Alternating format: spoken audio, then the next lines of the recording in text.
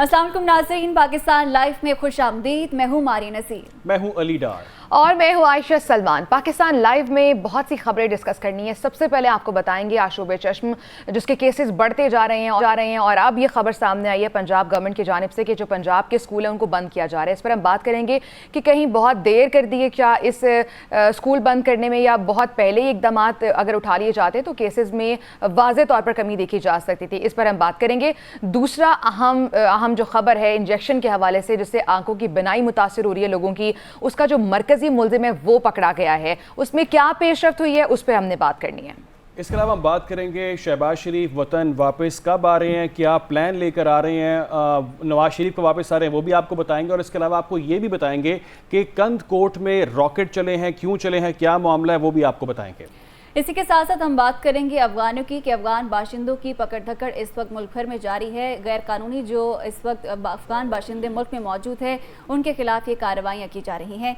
इसी के साथ अपने अब जो है पाकिस्तान लाइव का बाकायदा आगाज़ करेंगे और सबसे पहले नाज़रीन को बताएं कि पानी की अदम फराहमी और गैर मुनसिफाना तकसीम के सभी के सब्र का पैमाना लबरेज हो गया है। मंगो पीर सरकारी हाइड्रेंट पर आवाम ने धावा बोल दिया है। हाइड्रेंट में मौजूद अमले को मुश्तिल अफराद ने धक्के देकर बाहर निकाल दिया। मुश्तिल अफराद ने हाइड्रेंट बंद करा दिया है, पानी के टैंकर पर भी कब्जा कर लिया गया है। मुश्तिल अफराद की वाटर कॉरपोरेशन हुकाम के खिलाफ शदीद नारेबाजी। हाइड्रेंट बंद होने से औरंगी टाउन, कस्बा कॉलोनी साइड के इलाकों में टैंकर सप्लाई बंद हो चुकी है और यह मामला है कि मुश्तिल अफराद ने हाइड्रेंट बंद करा दिया है। पानी के टैंकर के हवाले से खबरें ये आ रही हैं कि पानी की गैर मुनसिफाना तकसीम के सताए शहरियों के सब्र का पैमाना अब लबरेज हो चुका है। अवाम ने धावा बोल दिया है। मुश्तिल अफराद ने हाइड्रेंट्स को बंद करा दिया है। पानी के टैंकर पर भी कब्जा कर लिया गया है। कराची से ये खबर है जहां पानी की गैर मुनसिफाना तकसीम के सताए शहरी अब उनके सब्र का पैमाना लबरेज हो चुका है। अवाम ने धावा बोल दिया है। मुश्तिल अफराद ने कानून को हाथ में लेने की कोशिश की है। पानी के टैंकर पर कब्जा कर लिया है। कराची में बहुत अरसे से पानी का दरीना ये मामला है, दरीना मसला है और अब अवाम का सब्र का पैमाना लबरेज हो चुका है। अवाम ने कानून हाथ में लेने की कोशिश की है, हाइड्रेंट्स को मुतासर करने की कोशिश की है। इसके साथ साथ जो पानी का टैंकर था जहां से लोग पानी लेते थे उस पर अब कब्जा कर लिया गया है। पानी के टैंकर पर ये मुश्तिल अफराद है, एक हुजूम है जिसने हाइड्रेंट को ही बंद करवा दिया है। कराची से ये अहम खबर है, अहम मामला है पानी का। कराची में बहुत अरसे से पानी का मसला चल रहा है और वहाँ लोग पानी खरीद कर इस्तेमाल करते हैं। साफ पानी का बहुत बड़ा मसला है वहाँ पर और पानी की इसी गैर मुनसिफाना तकसीम के सताए शहरियों के अब सब्र का पैमाना लबरेज हो चुका है। शहरियों ने कानून को हाथ में लेने की कोशिश की है। इसी पर डिटेल्स भी जान लेते हैं, ये मामला एक्चुअल में है क्या। मोहम्मद सलमान हमारे नुमाइंदे हमारे साथ मौजूद हैं। सलमान बताएगा ऐसा क्या मामला पेश आया कि अवाम ने कानून हाथ में लेने की कोशिश की है और इस वक्त वहां पर ताज़ा तरीन सूरत हाल क्या है?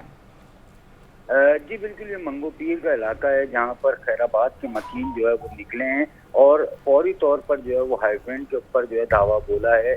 इलाका मकीनों का कहना है कि तमाम दावों के बावजूद जो है पानी की मुतफाना तकसीम जो है वो नहीं होती, जिसके बायस जो है वो कई दिन इस शदीद गर्मी में जो है वो पानी की अदम फराहमी के बायस शदीद परेशानी का सामना करना पड़ता है, जिस पर जो है वो इलाका मकीन निकले हैं और मंगो पीर हाइड्रेंट पर जो है वो धावा बोला और तमाम तर हाइड्रेंट पे जो खड़े टैंकर थे उनका पानी जो है वो बंद किया पहले और टैंकरों को जो है वो बाहर निकलने से रोक दिया और अमले को भी बाहर निकाल दिया। यहाँ पर मुश्तिल अफराद का यही कहना है कि ये वो हाइड्रेंट है जिनकी वजह से जो है वो इलाके में पानी नहीं आता और हमारे हक का पानी जो है वो दीगर इलाकों में और सनती इलाकों में बेचा जाता है। इसी के बायस यहाँ पर एहतजाज कर रहे हैं। अच्छा सलमान, ये मामला आपका तो नहीं है, बहुत पहले से है। इससे पहले भी क्या आवाम ने कोई एहतजाज रिकॉर्ड कराया या कोई हुकाम बाला से बात करने की कोशिश की कि जो हमारे हिस्से का पानी है वो ये टैंकर्स में भरकर बेचा जाता है? जी बिल्कुल, वाटर कॉरपोरेशन जो है वो अब मेयर कराची के अंडर में और जब एहतजाज होते हैं तो उनके दावे सामने आते हैं कि कोशिश की जा रही है कि शहर में मुनसिफाना तकसीम हुई। यहाँ पर शहर में मुनसिफाना तकसीम ना होने के बायस जो है कुछ इलाके ऐसे हैं जहाँ पर मुस्तकिल पानी आता है और कुछ इलाके ऐसे हैं जिनमें तकरीबन गैर मुअय्यना मुद्दत तक पानी बन रहता है। 10-10, 12-12 दिन 15 दिन पानी की फराहमी बन रहती है, जिस पर जो है वो शहरी अक्सर एहतजाज करते नजर आते हैं और सबसे बड़ा एहतजाज जो है वो यही किया जाता है कि ये जो हाइड्रेंट है इनको बंद करके ये जो लाइनें हैं इनमें पानी छोड़ा जाए ताकि घरों तक पानी आए। लेकिन हुक्काम का कहना है कि कराची के कुछ इलाके ऐसे भी हैं जहाँ पर लाइनें मैसर नहीं है तो वहाँ पर टैंकर के जरिए ही पानी दिया जाता है और गैर कानूनी हाइड्रेंट के खिलाफ जो है वो एक्शन जारी है। अच्छा सलमान, ये बताइए ये टैंकर इस वक्त कहाँ खड़े हैं, और ये जो टैंकर के मालिकान है जिनके कब्जे में ये अभी तो आवाम के कब्जे में ये टैंकर, तो जिनकी मिल्कियत में ये टैंकर्स हैं वो कहाँ पर हैं, वो सारा मामला भी बताइए। जी बिल्कुल, ये टैंकर जो है वो मंगोपीर हाइड्रेंट है जो वाटर बोर्ड के इंतजाम चलता है, ये वहीं मौजूद हैं। और ड्राइवर जो कि इस टैंकरों को भरने के बाद जो है वो मुख्तलिफ इलाकों में लेकर जाते, औरंगी टाउन, कस्बा कॉलोनी और मंगोपीर के दीगर इलाकों। अच्छा सलमान, साथ ही रहिएगा। एमकेएम के रहनुमा मोहम्मद अबू बकर ने भी हमें ज्वाइन किया है। अस्सलाम वालेकुम अबू बकर, बहुत शुक्रिया आपके वक्त के लिए। कराची में तो बहुत अरसे से मसला है पानी का, और पानी की जो गैर मुनसिफाना तकसीम है, हमारे नुमाइंदे बता रहे हैं कि 10-10 दिन इलाकों में पानी नहीं आता, लोग पानी के एक बूंद को तरसते रहते हैं। और इस तरह से जो वो वहाँ के जो लोग हैं, जो मुश्तिल अफराद है, वो ये कह रहे हैं कि हमारे हिस्से का पानी टैंकर्स में भर कर बेचा जाता है। तो सर, ये इतनी दरीना मसला है कराची का, इस पर कोई तवज्जो क्यों नहीं देता है? पानी एक बेसिक नीड है। जी बहुत बहुत शुक्रिया आपका। और इंतहाई अहम इस वक्त कराची का मसला ये बन गया है, और मुझे अल्लाह ना करे, मुझे खदशा है कि ये पानी का मसला कराची के अंदर एक बहुत बड़ा बहरान ना पैदा कर दे। आप यकीन माने, मैं खुद इस कराची का रहायशी हूँ, मेरे अपने घर में पानी नहीं है। मैं एक हफ्ते पहले की बात है कि हमारे घर के आगे, मैं जहाँ रिहाइश पजीर हूँ, वहाँ रास्ते में एक जगह पानी का टंकी है, वहाँ से मैं एज ए MNA पानी कैनों में भर रहा था। कुछ लोग मुझे पहचानते थे, आके देखने, उन्हें बोला कि वो कर भाई ये क्या कर रहे हैं। ऐसी सूरत हाल है कि एक इलाका यहाँ बाग कोरंगी है, मेरी कॉन्स्टिट्यूंसी जो साबका थी वो लाठी कोरंगी थी। आप यकीन माने कि बहुत डेवलपमेंट काम कराए, जहाँ पे लोग मोहब्बत से बुलाते हैं कि आपने यहाँ सड़कें बनवाई फेडरल गवर्नमेंट के फंड से, आपने यहाँ पे पेवर ब्लॉक मस्जिद के एतराफ में काम कराया, लेकिन आखिरी जो उनका लफ्ज होता है कि वो कर भाई बस खुदा के वास्ते हम पानी के बूंद बूंद, तमाम फैसिलिटीज आपके पास मौजूद हो मेरी बहन, लेकिन अगर घर में पानी नहीं है तो वो इमारत जो है ना, वो समझ लें कि झुग्गी से भी बदतर है। अबू बकर साहब, जो अभी आप बात कर रहे हैं, वी फील फॉर यू कि एक बड़ी सियासी जमात होती थी MQM पाकिस्तान कराची की, और उसके रहनुमा के घर पानी नहीं है। जिस शिद्दत से आप बता रहे हैं कि आपके घर भी यही मसला है पानी का, तो सोचिए जो आम आवाम है, जो इवन अफोर्ड भी नहीं कर सकते हैं पानी, जिनको टैंकर से खरीदना पड़ता है, तो उनका बदावा कौन करेगा उनके दुख का? मैं आपको एक सिर्फ बात बताना चाहता हूँ कि ये जो पानी की सप्लाई है टैंकरों के जरिए तमाम डिफेंस के इलाके में, तमाम बड़े इलाकों में, वहाँ पे भी पानी नहीं है। वहाँ तो टैंकर, उनके पास पैसा है, टैंकरों के जरिए हाइड्रेंट से पानी वहाँ चला जाता है। जो करली से पानी आ रहा है, बीच बीच में नाजायज कनेक्शन मार के, वो बहरिया टाउन हो, वो आपके दूसरे इलाके हो, वहाँ पे पानी गया हुआ है। इस वक्त कराची की सूरत हाल ये है कि लोगों ने 90% समझ लें कि बोरिंग पे पानी चल रहा था। अब इस पे भी जुल्म ये हुआ है कि पहले 150, पौने 200, 125 पे बोरिंग हो जाती थी और पानी मिल जाता था। मैं कल शाम की बात बताऊं कि हमारे इलाके के आगे रहते 400 फीट के ऊपर बोरिंग गई है और उसका पानी बंद हो गया, और झगड़े हो रहे थे वहां पे। इस तरह सूरत हाल है कि ये जो पानी, एक तो कुदरत की तरफ से जो जमीन में पानी है वो अल्लाह ने अपने बंदों के लिए दिया, सरकार तो पानी दे नहीं रही है, सिंध गवर्नमेंट तो पानी पहुंचा नहीं रही है, जो बेसिक नेसेसिटी है। ये शहर समुंदर के किनारे आबाद, पूरी दुनिया में देखें नहरी निजाम नहीं है। पूरी दुनिया, पूरे अरब ममालिक में चले जाएं, यूरोप चले जाएं, समुद्र के पानी को रिसाइकल करके और उसको डिसैलिनाइज करके। अबू बकर साहब, MQM इत्तेहादी जमात भी रही है, PDM के साथ गवर्नमेंट में रही है, आप लोगों की बहुत अरसे तक शहबाज शरीफ साहब से मुलाकातें भी होती रही जब PDM की गवर्नमेंट थी, तो उस वक्त ये मामला क्यों आया गया? अगर इतना ही बड़ा मसला था ये कराची के अवाम का, जो समुद्र किनारे एक शहर आबाद है, वही प्यासा है, उनको ही पानी मुयसर नहीं है, तो ये जिनसे हम लोग मसाइल का हल तलाश करने के लिए जाते हैं, अगर वही मसाइल में घिरे हो तो एक बड़ा सवाल है निशान है। वही वाली आपकी बात की कानून हाथ में लिया गया है, यकीनन कानून हाथ में लेना एक अच्छा इकदाम नहीं है, लेकिन जब आपके पास बेसिक नीड्स नहीं होंगे, बेसिक राइट्स नहीं होंगे, तो फिर यही रद्द-ए-अमल हमें यहाँ पर ही कानून हाथ में नहीं लिया गया। कराची में लोग अपनी हिफाजत के लिए, स्ट्रीट क्राइम से बचने के लिए अब असलहा साथ कैरी करते हैं। ठीक है, जहाँ पर आप कानून की बात कर रही हैं, वहीं पर कानून के हवाले से एक और खबर भी आपको दे देते हैं कि कायद नून लीग नवाज शरीफ की वतन वापसी, पाकिस्तान जाकर कानूनी मामला देखेंगे। नवाज शरीफ की शहबाज शरीफ को हिदायत, शहबाज शरीफ को नवाज शरीफ की वापसी में हायल कानूनी रुकावटें दूर करने की जिम्मेदारी मिल चुकी है।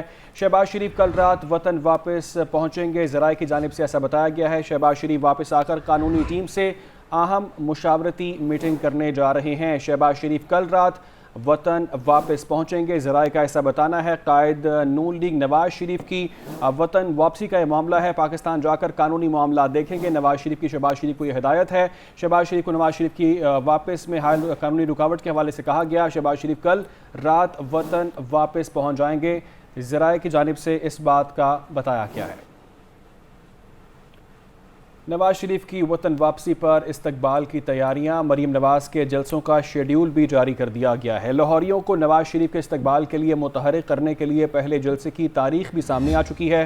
सबसे पहला जलसा शादरा के हल्का NA 123 में होगा। पार्टी ज़राए के मुताबिक मरीम नवाज 1 अक्टूबर को शाहदरा टाउन में जलसे से खिताब करने जा रही हैं। मरीम नवाज लाहौर में होने वाले 7 जलसों से खिताब करेंगी। पार्टी ज़राए का ये भी बताना है कि मरीम नवाज जलसों में आवाम को नवाज शरीफ का पैगाम पहुँचाएंगी। लाहौर में 7 जलसों का सिलसिला 1 से 8 अक्टूबर तक जारी रहेगा। जलसों में मुस्लिम लीग नून की सीनियर क़यादत समेत मकामी क़यादत शिरकत करने जा रही है। लीगी रहनुमा खुर्रम दस्तगीर ने नवाज शरीफ को एयरपोर्ट से पहले मीनार पाकिस्तान लाने का ऐलान कर दिया है। कहते हैं कि नवाज शरीफ अगले रोज अदालत जाएंगे। नवाज शरीफ अदालतों की मर्जी से बाहर गए थे, अब अदालत की ही मर्जी से वापस आएंगे। खुर्रम दस्तगीर की जानिब से कहा गया कि नए बयानिए का ऐलान नवाज शरीफ मीनार पाकिस्तान के जलसे में करेंगे। नवाज शरीफ 21 अक्टूबर को वापस आ रहे हैं।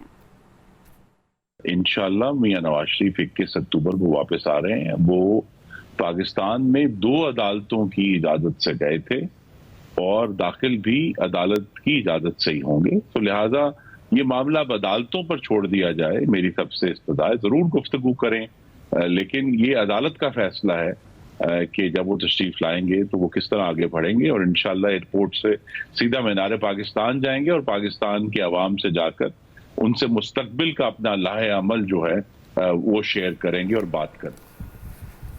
इसहाक डार को वजीर बनने का जुनून था, नवाज शरीफ को शिकायतें भी लगाते थे। ये बयान सामने आया है मिफ्ता इस्माइल का, जो नून लीग की जानिब से वजीर ख़जाना भी रह चुके हैं। उन्होंने कहा कि इसहाक डार ने मेरे खिलाफ TV प्रोग्राम्स करवाए, बयानात जारी करवाए। इसके अलावा वो मेरे खिलाफ TV प्रोग्राम्स भी करवाते थे। ये मिफ्ता इस्माइल का बहुत अहम बयान सामने आया, जिसमें वो कह रहे हैं कि इसहाक डार मेरे कॉलम्स और TV प्रोग्राम्स में की गई गुफ्तगू पर नवाज शरीफ को शिकायतें लगाते थे। पहले मैंने और फिर शहबाज शरीफ ने मुल्क को डिफॉल्ट होने से बचाया। मिफ्ता इस्माइल का बहुत अहम बयान सामने आया है, जिसमें वो कह रहे हैं कि, और उन्होंने एक इशारा दिया है कि शाहिद खाकान अब्बासी के बाद अब मिफ्ता इस्माइल ने भी नई पार्टी बनाने का इशारा दे दिया है। शाहिद खाकान अब्बासी के बाद एक और नाराज ये रहनुमा है नून लीग के, जिनका बहुत पुराना साथ है नून लीग के साथ, और अब इनकी जानिब से कहा यह जा रहा है कि एक नई पार्टी बनाने का इशारा भी दे दिया है। नवाज शरीफ की वापसी के मामले पर निगरान वज़ीर-ए-आज़म भी अब बोल पड़े हैं। वो चुप नहीं रहे, कहते हैं कि नवाज शरीफ की वापसी पर कानून के मुताबिक अमल दरामद होगा। जायजा लेंगे कि नवाज शरीफ को अदालती इजाज़त की हैसियत आखिर क्या है। निगरान हुकूमत की वाबस्तगी किसी सियासी जमात या किसी खास ग्रोह के साथ नहीं है। सबसे बड़ा चैलेंज इस वक्त मईशत है। इलेक्शन कमीशन आम इंतखाबात की तारीख का ऐलान बहुत जल्द करेगा। भारतीय दहशतगर्दी का पाकिस्तान पूरी ताकत से मुकाबला कर रहा है। ये तमाम तर बातें की हैं निगरान वज़ीर-ए-आज़म ने। उन्होंने क्या कहा है, आइए सुनते हैं। मेरी किसी सियासी रहनुमा के साथ, किसी सियासी जमात के साथ कोई मुलाकात न हुई है, न यहाँ आने का मकसद सियासी मुलाकात नहीं है। इसमें बहुत सारे कानूनी पहलू हैं, वो आएंगे। क्या वो आपको आपके इल्म में है कि वो मुल्क में एक अदालती इजाज़तनामे के साथ होंगे, उस अदालती इजाज़तनामे की कानूनी हैसियत क्या होगी, उसकी इम्प्लिकेशंस पे भी एग्जीक्यूटिव। इसी तमाम तर मामले पर बात करने के लिए हमारे साथ लाइन पर मौजूद है मुस्लिम लीग नून के रहनुमा है राना एहसान अफजल साहब। अस्सलाम वालेकुम राना साहब, नून लीग में क्या चल रहा है? एक तरफ नवाज शरीफ को वेलकम करने की तैयारियां हो रही हैं, लेकिन आपके अपने इतने पुराने रहनुमा नाराज हैं, और वो कोई आम रहनुमा नहीं है, वो रहनुमा है जिन पर एक वक्त में नवाज शरीफ साहब ने अपने भाई से ज्यादा एतबार किया था और उनको वजारत उज़्मा दी थी। शाहिद खाकान अब्बासी की बात कर रही हूँ मैं। जी बिल्कुल, देखें शाहिद साहब को अगर कोई गवर्नेंस, जब जो PDM की हुकूमत थी उसकी गवर्नेंस से कोई इशू था या कोई और इशू है, तो पार्टी प्लेटफॉर्म के अंदर उनको ये वॉइस रेज करनी चाहिए। वो जमात का असासा रहे हैं और लेकिन बहरहाल जो उनका ख्याल है कि नई पार्टी की जरूरत है इस मुल्क के लिए, मैं तो नहीं समझता कि नई पार्टी से इस मुल्क के मसाइल जो हैं वो हल हो जाएंगे। यहाँ अगर कोई मिसाके मईशत की बात की जाए या मिसाके जमहूरियत की बात की जाए तो वो शायद मुल्क के लिए ज्यादा मुफीद हो। और मैं समझता हूँ कि उनकी नाराजगी जो है उसको विद इन पार्टी जो है वो रेज करना ज्यादा बेहतर होगा। और लेकिन राना साहब क्या पता वो इस इंतजार में हो कि वो इतने पुराने साथी हैं नवाज शरीफ साहब के कि खुद कोई बात की जाती कि भाई क्या मसले हैं बताएं, हमें बताएं, लेकिन ऐसा कुछ भी नजर नहीं आ रहा, तभी पार्टी बनाने की तरफ इशारा दे रहे हैं। अच्छा, अभी मुस्लिम जो नवाज शरीफ की वापसी के हवाले से मुस्लिम लीग नून के बहुत से रहनुमा है राना साहब, डिफरेंट स्टेटमेंट देते हैं। मुस्लिम लीग नून की जानिब से कोई ठोस इस पर स्टेटमेंट सामने नहीं आ रही है, लेकिन अब ये भी खबरें हैं कि शहबाज शरीफ साहब अपने भाई की वापसी से पहले जो कानूनी ग्राउंड है वो सारा सेट करेंगे। तो आप क्या लग रहे हैं, क्या प्लान है अब, या कोई अभी जो लंदन से वो वापस आए हैं कोई प्लान में तब्दीली तो नहीं आई अभी? देखें, इसमें टोटल कॉन्फर्मेशन है कि 21 अक्टूबर को मियां नवाज शरीफ जो हैं वो वापस आएंगे, लाहौर आएंगे, और फिर उनके वेलकम के लिए मीनार पाकिस्तान में एक तारीखी इस्तकबाल की तैयारियां जारी हैं। और ये वार्ड लेवल तक, यूसी लेवल तक भी नहीं, वार्ड लेवल तक जो है हदायत पार्टी वर्कर्स को, पार्टी तंजीम को और जो हमारे पार्लियामेंटेरियंस रहे हैं उनको दी जा चुकी हैं कि उन्होंने किस तरीके से वेलकम करना है, और वो सब तैयारियों में लगे हुए हैं। और ये फाइनल है डेट, उनको एक हिस्टोरिक वेलकम दिया जाएगा। जहां तक लीगल मामलात हैं वो लीगल टीम तय कर रही है, इंशाल्लाह ताला वो भी क्लियर होंगे। जो बोगस केसेस उनके खिलाफ बनाए गए थे वो इख्तिताम पजीर ही होंगे। राना साहब, आपकी मौजूदगी का हम फायदा उठाते हुए अभी ये क्या चल रहा है, जो बयानियां क्या देने जा रहे हैं? इतने ज्यादा जलसे अनाउंस कर दिए नून लीग ने, डेफिनेटली उसमें कोई बयानिया तो होगा, सोचा भी होगा। एक तरफ नवाज शरीफ साहब कहते हैं कि इंतकाम होगा, बड़े बड़े 2-3 नाम लेते हैं और कहते हैं कि उनका एहतसाब होगा, लेकिन फिर वेरी नेक्स्ट डे कुछ दिनों बाद स्टेटमेंट तब्दील कर दी जाती है कि हमारा बयानिया सिर्फ मईशत होगा। तो जो मीटिंग्स हुई हैं बड़ों की, क्या एक बयानिया सेट हुआ है और उस पर सब मुत्तफिक भी हैं?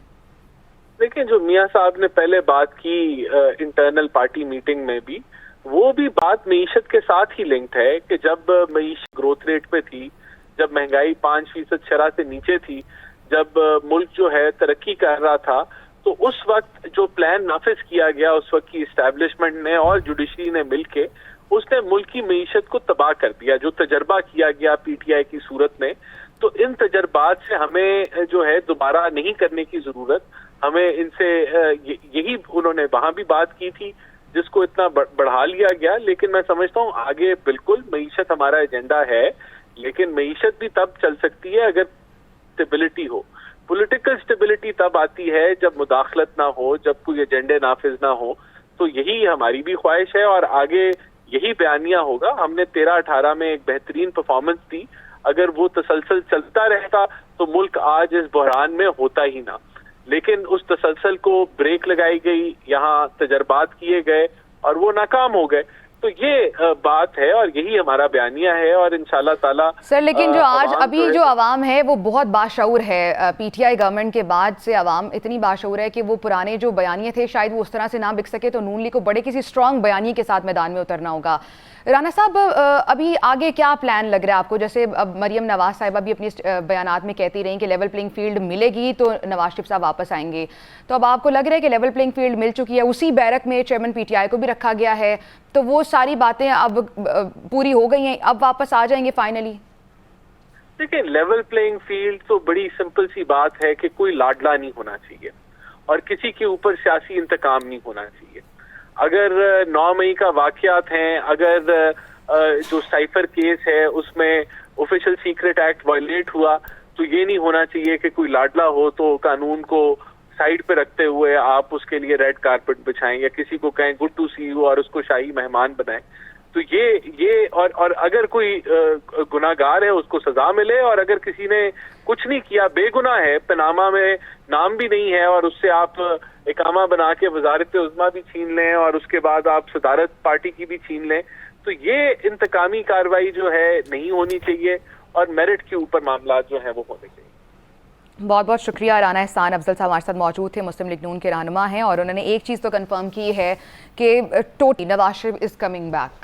और जो बयानिया होगा उनका, जब वो आएंगे तो तभी पता चलेगा कि नून लीग क्या बयानिया लेकर अवाम के पास जाएगी और अवाम क्यों वोट देंगे। अभी राना साहब की बात से हम समझ रहे हैं ना कि बयानिया उस तरह से अभी क्लियर नहीं है चीजें, ऐसा लग रहा है। अब वो वापस आएंगे, देखेंगे क्या उस वक्त माहौल होता है, उन किस करवट बैठेगा, वो जब वापस आएंगे तभी पता चलेगा। ये तो सियासी मंजरनामा था।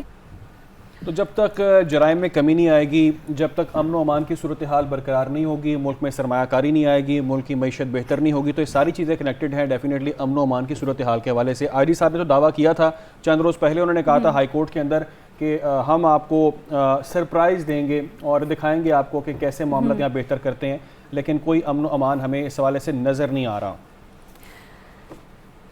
इसी पर बात करने के लिए हमारे साथ मौजूद है एसएसपी रुहेल खोसो, हमारे साथ मौजूद है, कनकोट के एसएसपी हैं ये हमारे साथ। रुहेल खोसो, बहुत शुक्रिया आपके वक्त का। इस वक्त जो हालात सामने हैं कनकोट के, सिंध के जो हालात जो वहाँ पर इस वक्त अमन अमान की बिगड़ती सूरत हाल है, उस पर काफ़ी इकदाम किए भी जा रहे हैं, लेकिन वो इकदाम जो हैं उसके खातिर ख्वाह नताइज हमें नज़र नहीं आ रहे। तो इस वक्त सबसे पहले तो हमें ये बताइएगा कि कनकोट का जो वाक़या है उस पर ताज़ा अपडेट्स क्या है आपके पास, वो बताइएगा। ये सबसे पहले तो जो आपने कहा है कि बिगड़ती हालात है, मैं उसको थोड़ा सा डिसएग्री करूंगा कि बिगड़ती हालात नहीं है, वो उसका भी मैं एविडेंस आपको देता हूँ। बाकी पहले इस केस का आपको बता दूं कि सुबह को 9 बजे इंफॉर्मेशन मिली कि गांव बग्गी सब्जोई है इधर थाना घोड़ाघाट के हदूद में, वहाँ पे कोई रॉकेट लॉन्चर का गोला पड़ा हुआ था, जमीन में बच्चे उठा के ले आए, घर में उसका ब्लास्ट हो गया और तकरीबन कैजुअलिटीज अभी तक जो तस्दीक शुदा कैजुअलिटीज है वो 9 है। तो इसमें काफ़ी बच्चे हैं। असल में ये कुछ टाइम पहले यहाँ पे कबायली झगड़े थे, तो उनके मिस फायर्ड रॉकेट लॉन्चर का एक गोला पड़ा हुआ था गांव के अतराफ कहीं, तो वो बच्चे ले आए अपने घर, तो घर में बच्चे खेलते खेलते वो ब्लास्ट हो गया उसका। अच्छा रुहेल खोसो साहब, ये बताएगा कि अब ये जो 2 कबाइल है इनके पास लड़ाई होती है और लड़ाई में हम देखते हैं कि रॉकेट लॉन्चर्स निकल आते हैं, तो ये रॉकेट लॉन्चर्स इनके पास आते कहाँ से हैं? क्या इसका कोई चेक एंड बैलेंस नहीं है कि आम आवाम जो है वो इस तरह असलहा जो है अपने पास रख रही है, उसका इस्तेमाल धड़ल्ले से जो है वो कर रही है?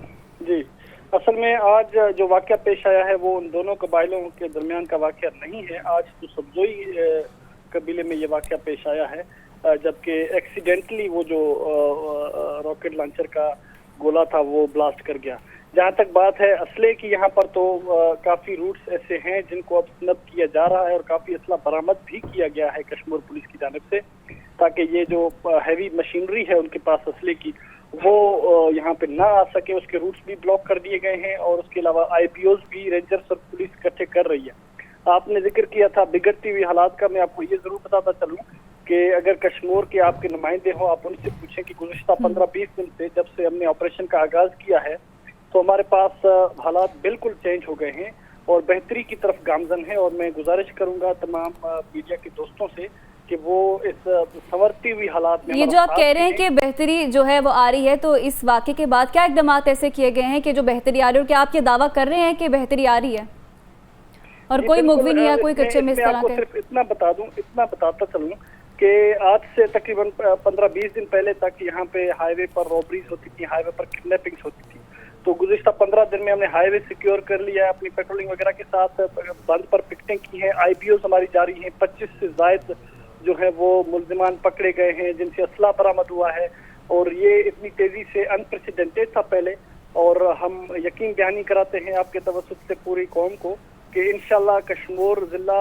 बिलखुसूस और पूरे सिंध में यही कार्रवाई जारी है। तो बेहतरी की तरफ हम गामजन हैं, उम्मीद बेहतरी की रखी जा सकती है, और आज यकीनन आपके कामयाब ऑपरेशन की वजह से जो है वो उम्मीदी और बेहतरी जो है उसकी जानिब गामजन है, और उम्मीद करते हैं कि मजीद जो है वो बेहतरी आएगी, मजीद हालात सिंध के, पाकिस्तान के बेहतर होंगे और हम अमन के साथ इस ज़मीन पर जो है वो रह पाएंगे। बिल्कुल, पूछने वाले बहुत सारे सवाल थे कि क्या वहाँ पर अब कोई मुगवी नहीं है, और ये लॉन्चर अगर अमन अमान की सूरत हाल इतनी अच्छी है तो ये लॉन्चर कहाँ से आ गए? खैर, बहुत सारी खबरें आपको मजीद भी बताएंगे, लेकिन एक ब्रेक के बाद। स्टे विद अस।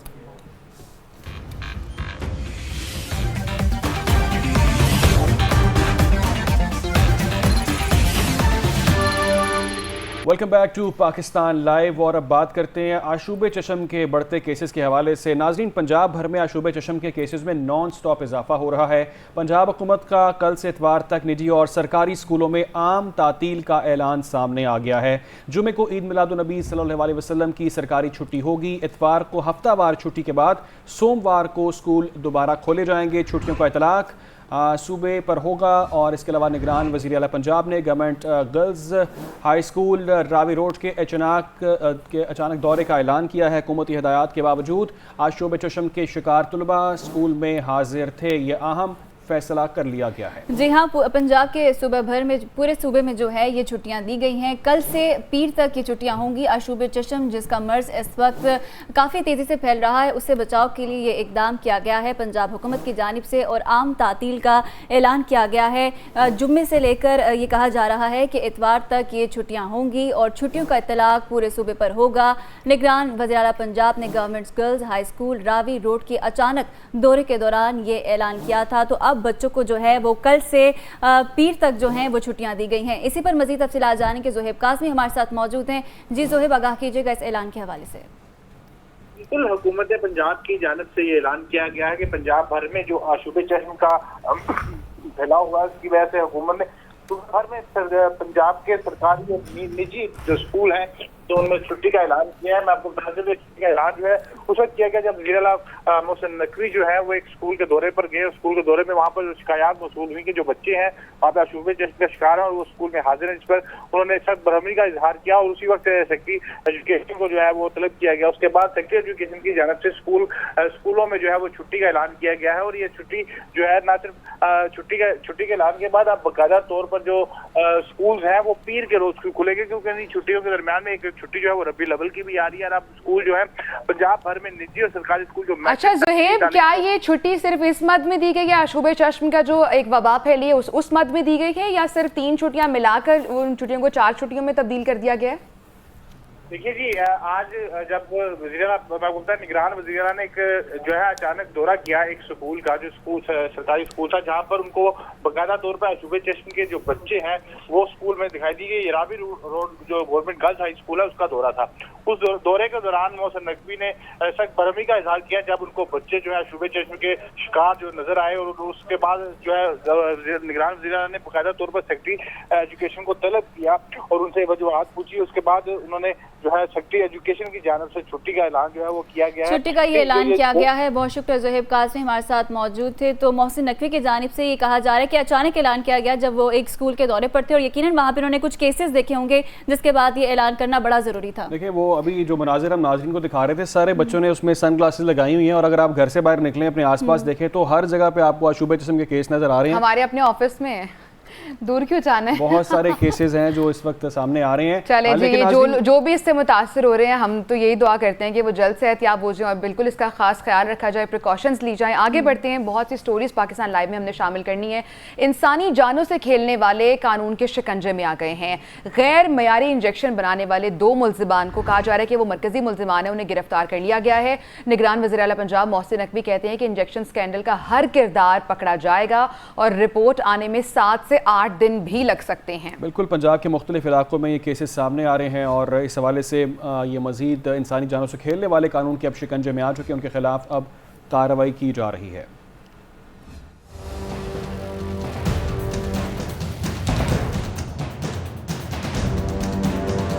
गैर मयारी इंजेक्शन स्कैंडल के 2 मुल्जिमान पुलिस के शिकंजे में। एक मुल्जिम आसिम खालिद को फैसलाबाद से जबकि दूसरे मुल्जिम बिलाल रशीद को आरिफ वाला से गिरफ्तार किया गया। जराए के मुताबिक आसिम खालिद का बिनाई से मुतासर करने वाले इंजेक्शन बनाने की तैयारी में मरकजी किरदार है। वहीं निगरान वजीर आला पंजाब मोहसिन नकवी का कहना है कि इंजेक्शन स्कैंडल का हर किरदार पकड़ा जाएगा। इंजेक्शन स्कैंडल रिपोर्ट आने में 7 से 8 दिन लग सकते हैं। वजीर आला ने कहा कि किसी के दबाव में नहीं आएंगे। रिपोर्ट अभी मेरे ख्याल में 7-8 दिन लगेंगे आने में। जब तक रिपोर्ट नहीं आ जाती कुछ भी और कहना मुनासिब नहीं है कि किसी के साथ कोई ज्यादती ना हो जाए। जो भी उसमें मुलव्वस है उसको पकड़े बगैर किसी प्रेशर में आए। डेफिनेटली कुछ बासर लोग भी हैं लेकिन किसी के ऊपर भी कोई रियायत नहीं है। पहली बात, जो हमने विक्टिम से जो वादा किया था वो पूरा करने की कोशिश कर रहे हैं। हम उनको अदालत तक जरूर पहुंचाएंगे जो हमारा फर्ज है करना। इससे कबल निगरान वजीर सेहत पंजाब डॉक्टर जावेद अकरम कह चुके हैं कि बिनाई से मुतासर करने वाले इंजेक्शन का इस्तेमाल मुकम्मल तौर पर बंद कर दिया गया है। ये इंजेक्शन अब सिर्फ कैंसर के मरीज ही इस्तेमाल कर सकेंगे। ये इंजेक्शन बिल्कुल रजिस्टर्ड है, 2005 से यूज हो रहा है और ये रजिस्टर्ड इस इंडिकेशन में है जो मैंने पहले आपको बताया, जिसमें मैं भी यूज़ कर रहा हूँ, मरीज़ों को दे रहा हूँ एज मोनोक्लोनल एंटीबॉडी। कैंसर के मरीजों के लिए रजिस्टर्ड है और वो इंट्रावीनसली लगता है। पंजाब हुकूमत ने मामले की तहकीकात के लिए कमेटी बना रखी है। अब तक गैर मयारी इंजेक्शन के बायस मुतासरा मरीजों की तादाद 77 तक पहुँच चुकी है। तो ये तो आपने रिपोर्ट देखी। आगे बढ़ें कि सेक्रेटरी सेहत पंजाब अली जान कहते हैं कि गैर मयारी इंजेक्शंस जो हैं में ड्रग इंस्पेक्टर की कोताही सामने आई है। वाकई में मुलव्वस मुलजिमों को सख्त सज़ा देंगे और यकीनन उनको सज़ा भी देनी चाहिए, क्योंकि आप इंसानी एज़ा के साथ इस तरह से खेल रहे हैं कि उनकी बिनाई चली जाए, ये कोई छोटी बात नहीं है। दिखाते हैं आपको उन्होंने क्या कहा। हमारे कुछ ड्रग इंस्पेक्टर्स की, मैं ये नहीं कहूँगा कि उनकी एक्टिव इन्वॉल्वमेंट थी, लेकिन कोताही ज़रूर है। उनको उन प्रेमिसेस को देखना चाहिए था। लेकिन अगर आप अब तक देखें तो जितने ये केसेस हुई हैं ये तमाम प्राइवेट अस्पतालों में हुई हैं। मेरी जितने ऑप्थेमोलॉजिस्ट हैं उनसे भी यही गुजारिश होगी कि वो मेहरबानी करके जब कभी ऐसी कोई out of the box solution करते हैं तो ये इंश्योर किया करें कि तमाम कोल्ड चेन मेंटेन हो और वो ऑथोराइज डीलर से खरीदें। देखिए सबसे इम्पोर्टेंट आयशा जो चीज़ है वो ये है कि उन्होंने तो बयान दे दिया, लेकिन सवाल यहाँ पर ये पैदा होता है कि जिम्मेदार तो बता दें कौन है इसका, किसके ऊपर हम इसका मलबा डालें कि अगर इतना बड़ा लैब्स है तो आपने अगर एक बंदा पकड़ लिया है, लेकिन वो ऐसे तो नहीं उसने सब और कुछ कर ड्रैब का सारा सिस्टम, हर चीज़ अब उनकी अपडेट हो चुकी है, सिस्टम पर मौजूद है। इवन कोई मेडिसिन, कोई इंक्वायरी, कोई लाइसेंस, हर चीज़ का एक पूरा मैकेनिज्म मौजूद है। दो मरकजी मुल्जिमान पकड़े गए हैं तो फिर हमें पता चलेगा कि प्रोफेसर डॉक्टर जावेद अकरम वजीर सेहत हमारे साथ मौजूद हैं, उनसे बात करते हैं। डॉक्टर साहब बहुत शुक्रिया आपके वक्त के लिए। यकीनी तौर पर ये एक बहुत अच्छी बात है कि एक गिरफ्तारी अमल में आई, एक बंदा पकड़ लिया गया जो उसके अंदर मुलविस था। लेकिन इंपॉर्टेंटली जो क्वेश्चन है डॉक्टर साहब वो ये है कि इसका जिम्मेदार हम किसको ठहराएं, कौन जिम्मेदार है इसका? इतना बड़ा लैप्स जो हो गया उसके पीछे हम किसको इसका रिस्पॉन्सिबल ठहरा सकते हैं? बहुत शुक्रिया जी। देखें, एक नहीं पकड़ा गया, 2 लोग अब तक पकड़े गए हैं और मजीद भी इम्कान है कि बहुत सारे पकड़े जाएंगे। तो जाहिर है कि इसमें अभी इट्स टू अर्ली कि हम कह देंगे कि सिर्फ यही 2 हैं या बहुत सारे और लोग हैं और बहुत सारे हॉस्पिटल्स हैं और बहुत सारे ये जो लगे हुए थे जहाँ पे वो इंजेक्शन को बड़े से छोटे छोटे में डाल रहे थे। तो ये इन्वेस्टिगेशन पुलिस की भी ऑनगोइंग है, हमारी भी ऑनगोइंग है, ड्रैब की भी ऑनगोइंग है और हमारी प्रोविंशियल क्वालिटी कंट्रोल बोर्ड की भी ऑनगोइंग है। तो अभी तो फिलहाल हमने इसका टीके का इस्तेमाल आगे काफ़ी देर के लिए ये रोक दिया आँखों में। कैंसर के मरीजों में ये वैक्सीन लग सकेगा, कोई इशू नहीं है, सिर्फ उसमें रोक दिया और 2 बैचेस विड्रॉ कर ली हैं। तो होपफुली इंशाल्लाह विद इन 1 to 2 वीक्स ये सारी मंजर आम पे आ जाएगी हकीकत और फिर जो भी करार वाक़या सजा है, जो भी इसमें गिल्टी पाए गए उनको।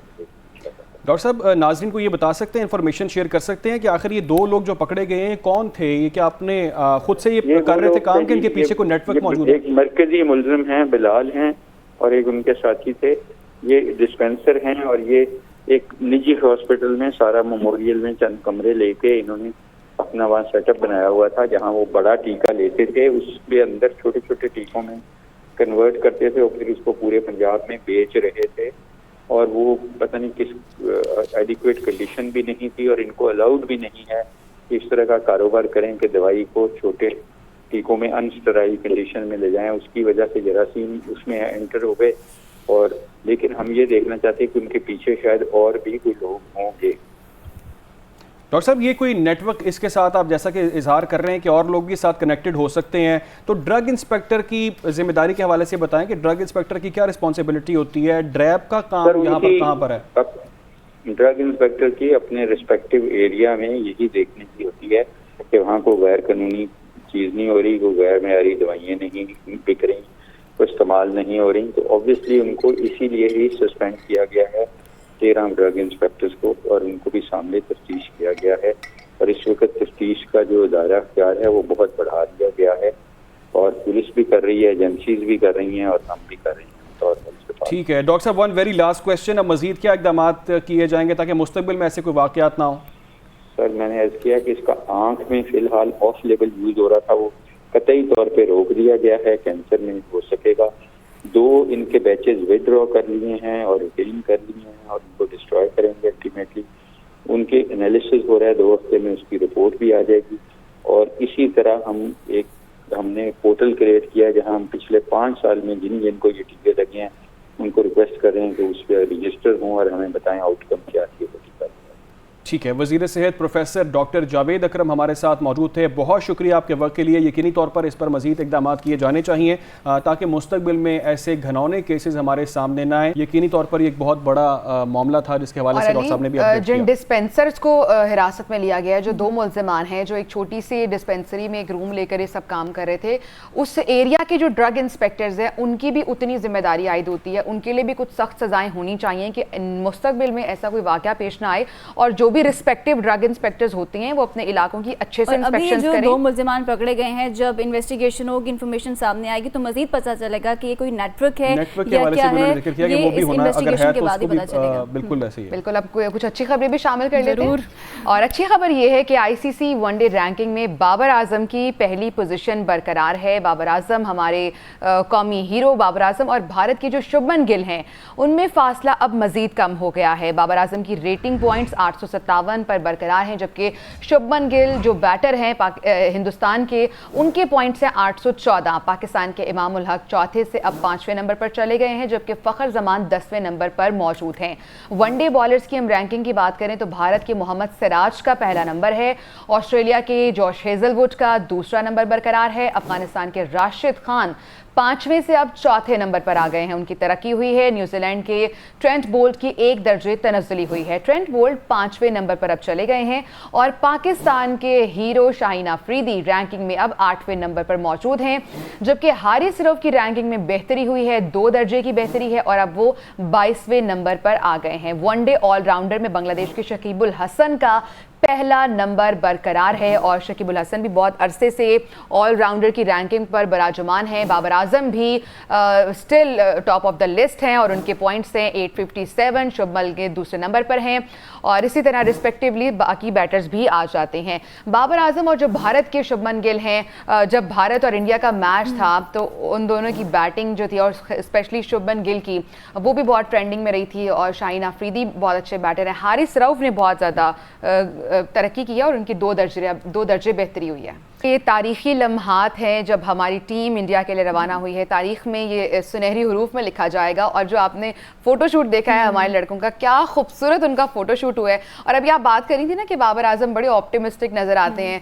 तो मेरा ख्याल है पूरी टीम का उन पर इन्हिसार होता है, उन्होंने पूरी टीम को साथ लेकर चलना होता है। वो ये तो नहीं कह सकते ना चले हम कोशिश करेंगे। खूबसूरत फ़ोटोशूट के साथ खूबसूरत परफॉर्मेंस भी होनी चाहिए, नजर आएगी आपको इंशाल्लाह। आप दोनों से रिक्वेस्ट है, आप दोनों ऑप्टिमिस्टिक रहें, इंशाल्लाह वर्ल्ड कप में हमारी अच्छी परफॉर्मेंस होगी। अल्लाह करे पाकिस्तान की टीम बेहतरीन परफॉर्म करे, ट्रॉफी पाकिस्तान लेकर आए। और अली ये भी दुआ करें कि एशिया कप वाला हाल ना हो हमारे साथ। चलें जी आगे बढ़ते हैं। एक और हमने खबर डिस्कस करनी है। मौजूदा माली साल जुलाई तक अगस्त में बैरूनी कर्जों और फंडिंग से मुतालिक एक रिपोर्ट जारी कर दी गई है। पाकिस्तान को बैरूनी ज़राए से पहले 2 माह में 5 अरब 31 करोड़ डॉलर हासिल हुए थे, ये रिपोर्ट में कहा गया है। रिपोर्ट के मुताबिक गुज़श्ता माली साल इसी अरसे में 43 करोड़ 90 लाख डॉलर फंडिंग हासिल हुई थी, जबकि अगस्त 2023 में 31 करोड़ 60 लाख डॉलर मिले थे। जी हाँ, ये फंड्स IMF से मिलने वाले 1 अरब 20 करोड़ डॉलर के अलावा है। मौजूदा माली साल जुलाई तक अगस्त बैरूनी कर्जों और फंडिंग से मुतालिक ये रिपोर्ट जारी कर दी गई है। पाकिस्तान को बैरूनी ज़राए से पहले 2 माह में 5 अरब 31 करोड़ हासिल हुए। रिपोर्ट के मुताबिक गुज़श्ता माली साल इसी अरसे में 43 करोड़ 90 लाख डॉलर फंडिंग हासिल हुई है। अगस्त 2023 में 31 करोड़ 60 लाख डॉलर, जुलाई में 2 अरब 79 करोड़ डॉलर बैरूनी फंडिंग मिली है। बिल्कुल, ये रिपोर्ट सामने आ चुकी है। गुज़िश्ता माली साल इसी अरसे में 43 करोड़ 90 लाख डॉलर फंडिंग हासिल हुई थी। रिपोर्ट के मुताबिक अगस्त 2023 में 31 करोड़ 60 लाख डॉलर, जुलाई में 2 अरब 89 करोड़ डॉलर बैरूनी फंडिंग मिली। और रिपोर्ट में ये भी कहा गया ये फंड IMF से मिलने वाले 1 अरब 20 करोड़ डॉलर के अलावा है। रिपोर्ट के मुताबिक सऊदी अरब से 2 अरब और चीन की हवाले से भी खबरें सामने आ रही हैं। आपको बताएं कि मुख्तलिफ ममालिक से बाहमी कर्ज के तौर पर 22 करोड़ 10 लाख डॉलर हासिल हुए हैं। गुलाम मुर्तज़ा ब्यूरो चीफ इस्लामाबाद हमारे साथ मौजूद हैं, उनसे मज़ीद तफसीलात जानते हैं। गुलाम मुर्तज़ा, क्या मज़ीद तफसीलात हैं? जी बिल्कुल, जो पाकिस्तान के हवाले से मुख्तलिफ जगह से जो फंडिंग है उसकी तफसीलात जो मौसूल हुई जुलाई से अगस्त बैरूनी कर्जों और फंडिंग से मुतालिक जो रिपोर्ट आई है उसमें बताया गया है कि 2 माह में 5 अरब 31 करोड़ डॉलर जारी हुए हासिल हुए हैं पाकिस्तान को। और गुज़िश्ता माली साल इसी अर्से में 45 करोड़ 90 लाख डॉलर की फंडिंग हासिल हुई थी। अच्छा गुलाम मुर्तज़ा, ये फिगर्स हमने बता दिए अपने व्यूअर्स को, जो भी फंड्स जारी हुए थे। क्या इस रिपोर्ट में मजीद इस हवाले से कुछ कहा गया है कि फंड्स तो चले जारी हुए हैं पाकिस्तान को, ये खर्च कहाँ पर हुए हैं, उसका कोई रिकॉर्ड मौजूद है? जी, जिस तरह से ये फंड जारी होते हैं, ये जिन जिन मंसूबों के लिए ये फंड जारी होते हैं उन मंसूबों में ही इनको एडजस्ट किया जाता है, क्योंकि ये तमाम की तमाम जो फंडिंग है इसमें कुछ तेल जो है आधार की बुनियाद पे जो मिला था वो तो हमने वापस किए हैं। इसी तरह से 1 करोड़ 20 लाख डॉलर है जो यूएई से मिले थे। तो ये जो फंडिंग्स होती हैं बुनियादी तौर पे ये प्रोजेक्ट टू प्रोजेक्ट होती हैं, और जो प्रोजेक्ट पहले से ही डिसाइडेड होते हैं उसमें ईसीसी और एक्नेक और उसके बाद CWP, इन तमाम जगहों पे इन मंसूबों के हवाले से पहले से PC1 बने हुए होते हैं। जब इनके फंड्स जारी होते हैं तो फिर उन्हीं मंसूबों के ऊपर उन्हीं मंसूबों में वो इस्तेमाल किए जाते हैं। बहुत शुक्रिया आपका। गुलाम मुर्तज़ा ब्यूरो चीफ इस्लामाबाद हमारे साथ मौजूद थे और ये जो फंड्स के हवाले से रिपोर्ट आई है इस पर हमें डिटेल्स बता रहे थे। अभी हम एक ब्रेक ले रहे हैं, ब्रेक के बाद वापस आएंगे और बहुत सारी खबरें पाकिस्तान लाइव में शामिल करेंगे।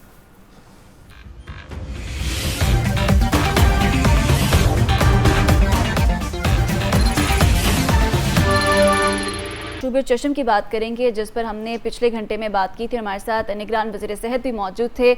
आपको बताएं कि इस हवाले से जो है पंजाब भर में छुट्टियों का ऐलान किया गया है। जुम्मे से इतवार तक इस आम तातील का ऐलान किया गया है। जुम्मे को ईद मिलादुन्नबी की सरकारी छुट्टी होगी। इतवार को हफ्तावार छुट्टी के बाद सोमवार को स्कूल दोबारा खुलेंगे। छुट्टियों का इतलाक पूरे सूबे पर होगा। निगरान वज़ीर आला पंजाब ने government girls high school Ravi road के अचानक दौरे के दौरान ये ऐलान किया है। छुट्टियों का इतलाक पूरे सूबे पर होगा और आशूबे चशम के बढ़ते केसेस की वजह से ये ऐलान किया गया है ताकि इसकी रोकथाम मुमकिन हो सके। पंजाब भर में आशूबे चशम के केसेस में नॉन स्टॉप इजाफा हो रहा है। पंजाब हुकूमत का कल से इतवार तक निजी और सरकारी स्कूलों में आम तातील का ऐलान है। जुमे को ईद मिलादुन्नबी की सरकारी छुट्टी होगी। इतवार को हफ्तेवार छुट्टी के बाद सोमवार को स्कूल दोबारा खोल दिए जाएंगे। छुट्टियों का इतलाक पूरे सूबे पर किया जाएगा। निगरान वज़ीर आला पंजाब ने गवर्नमेंट स्कूल में दौरा किया अचानक, जिसके बाद यहाँ फैसला किया गया है। हुकूमती हिदायत के बावजूद आशूबे चशम के शिकार तलबा स्कूलों में मौजूद हैं। पंजाब भर में आशूबे चशम के केसेस में इजाफा देखने में आ रहा है, जिसके बाद ये अहम फैसला कर लिया गया है कि स्कूलों में छुट्टियाँ दी जाएंगी। जुमे को ईद मिलादुन्नबी की सरकारी छुट्टी होगी और इसके अलावा इतवार को हफ्तावार छुट्टी के बाद सोमवार को स्कूल दोबारा खोल दिए जाएंगे। छुट्टियों का इतलाक पूरे सूबे पर किया जाएगा। ये आपको बताएं कि अचानक दौरा किया गया स्कूल का और वहां जाकर हालात का जायजा लिया गया, जिसके बाद यह हम फैसला किया गया कि छुट्टियां देनी होंगी।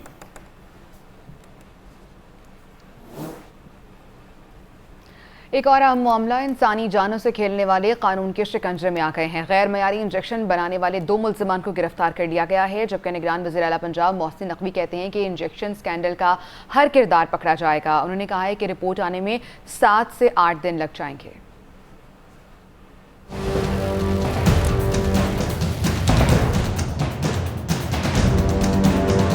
गैर मयारी इंजेक्शन स्कैंडल के 2 मुल्जिमान पुलिस के शिकंजे में। एक मुल्जिम आसिम खालिद को फैसलाबाद से, जबकि दूसरे मुल्जिम बिलाल रशीद को आरिफ वाला से गिरफ्तार किया गया। जराए के मुताबिक आसिम खालिद का बिनाई से मुतासर करने वाले इंजेक्शन बनाने की तैयारी में मरकजी किरदार है।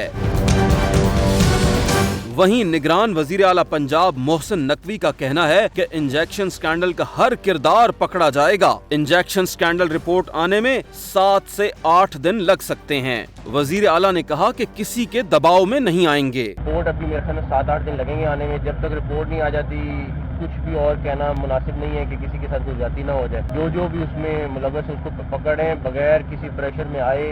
डेफिनेटली कुछ बासर लोग भी हैं, लेकिन किसी के ऊपर भी कोई रियायत नहीं है। पहली बात, जो हमने विक्टिम से जो वादा किया था वो पूरा करने की कोशिश कर रहे हैं। हम उनको अदालत तक जरूर पहुंचाएंगे, जो हमारा फर्ज है करना। इससे कबल निगरान वजीर सेहत पंजाब डॉक्टर जावेद अकरम कह चुके हैं कि बिनाई से मुतासर करने वाले इंजेक्शन का इस्तेमाल मुकम्मल तौर पर बंद कर दिया गया है। ये इंजेक्शन अब सिर्फ कैंसर के मरीज ही इस्तेमाल कर सकेंगे। ये इंजेक्शन बिल्कुल रजिस्टर्ड है, 2005 से यूज हो रहा है और ये रजिस्टर्ड इस इंडिकेशन में है जो मैंने पहले आपको बताया, जिसमें मैं भी यूज़ कर रहा हूँ, मरीज़ों को दे रहा हूँ।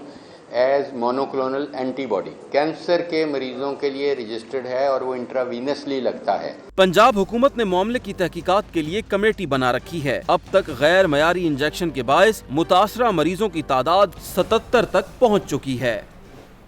तो बात हम कर रहे हैं गैर मयारी इंजेक्शन के हवाले से। इससे पहले हमने डॉक्टर जावेद अकरम से बातचीत की, निगरान वज़ीर सेहत हैं, वो उन्होंने बताया कि 2 जो गिरफ्तारियां हैं वो अमल में आ चुकी हैं, लेकिन ऐसा भी मुमकिन हो सकता है कि इसके पीछे कोई नेटवर्क हो। लेकिन मुस्तकबिल में किस तरह से चलना है, किस तरह से इस नेटवर्क को तोड़ना है ताकि मुस्तकबिल में ऐसे कोई वाक़या सामने ना आ सके। उन्होंने बताया कि कुछ डिस्पेंसर्स हैं वो इसमें इन्वॉल्व थे और उनके हवाले से ठोस इकदाम किए जा रहे हैं। दोनों गिरफ्तार हुए हैं वो डिस्पेंसर्स ही हैं। अभी कुछ देर पहले हमारे साथ टेलीफोन लाइन पर ही मौजूद थे, PNN से खुसूसी बातचीत कर रहे थे वज़ीर सेहत।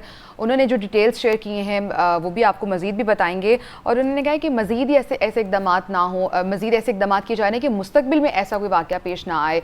और इमीडिएटली वो जो इंजेक्शन है, इसका नाम बताया जा रहा है वेस्टर्न, उसकी जो यूजेज है उसको बिल्कुल बंद कर दिया गया है, लेकिन जो कैंसर के पेशेंट्स हैं उन पर उसका इस्तेमाल फिर अभी तक जारी है। और वो डिस्पेंसर जो है वो किसी नेटवर्क से मुंसलिक ना हो, इस हवाले से भी इन्वेस्टिगेशन होगी कि ये नेटवर्क है, क्या है, कोई कहाँ से ये जो इस वक्त कोताही बरती गई है, किस जगह से कोताही बरती गई है, वो चीज़ जो है वो अभी। अच्छा मारिया, एक और बड़ी अहम चीज़ यहाँ पर अपने व्यूअर्स को बतानी मेरा ख्याल है बहुत ज़रूरी है कि वो जो इंजेक्शन जिसका नाम एवेस्टिन है वो जाली बिल्कुल नहीं है, वो गैर मयारी बिल्कुल नहीं है। उसका इस्तेमाल एक ख़ास किस्म के एनवायरनमेंट में किया जाता है।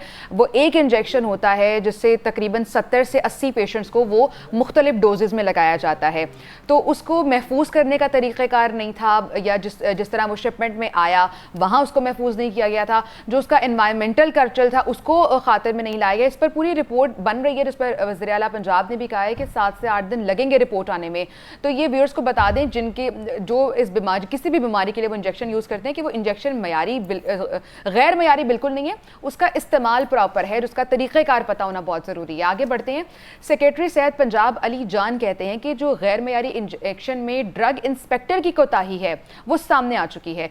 इस वाक़े में मुलव्विस मुल्ज़िमों को सज़ा भी दी जाएगी और सख्त सज़ा दी जाएगी। उन्होंने क्या कहा, आइए आपको सुनवाते हैं।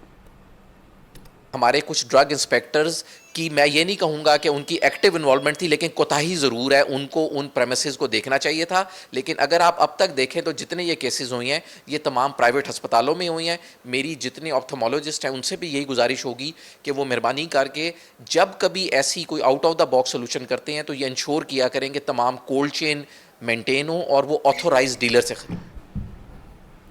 आगे बढ़े, अब कुछ मजीद खबरें शामिल कर लेते हैं। इलेक्शन के हवाले से इलेक्शन की इस वक्त गूंज है। इलेक्शन कमीशन की जानिब से बताई हल्का बंदियों की फहरिस्त आज जारी होने का इम्कान है। हल्का बंदियों पर तजावीज़ और एतराज़ात 28 सितंबर था, 27 अक्टूबर सामने आएंगे। हतमी हल्का बंदियों की फहरिस्त 30 नवंबर को जारी की जाएगी। कौमी और सूबाई असम्बलियों की मौजूदा नशिस्तें बरकरार रहेंगी। इब्तदाई हल्का बंदियों की फहरिस्त आज जारी होने का इम्कान है। हल्का बंदियों पर तजावीज़ और एतराज़ात 28 सितंबर से 27 अक्टूबर तक दायर किए जा सकते हैं। हल्का बंदियों की फहरिस्त 30 नवंबर को जारी कर दी जाएगी। फहरिस्त भी इस हवाले से आज जारी किए जाने का इम्कान है। हल्का बंदियों पर तजावीज़ और एतराज़ात 28 सितंबर से सामने आएंगे। हल्का बंदियों की फहरिस्त 30 नवंबर को जारी कर दी जाएगी। कमीशन की जानिब से इलेक्शन का जो है वो इंतखाब कर दिया गया है और जनवरी के आखिरी हफ्ते में जो है इलेक्शंस होंगे और इस वक्त इब्तदाई फहरिस्त आज जारी होने का इम्कान है। और इसी हवाले से मज़ीद तफसीलात जानेंगे अपनी नुमाइंदा शबिया नकवी से।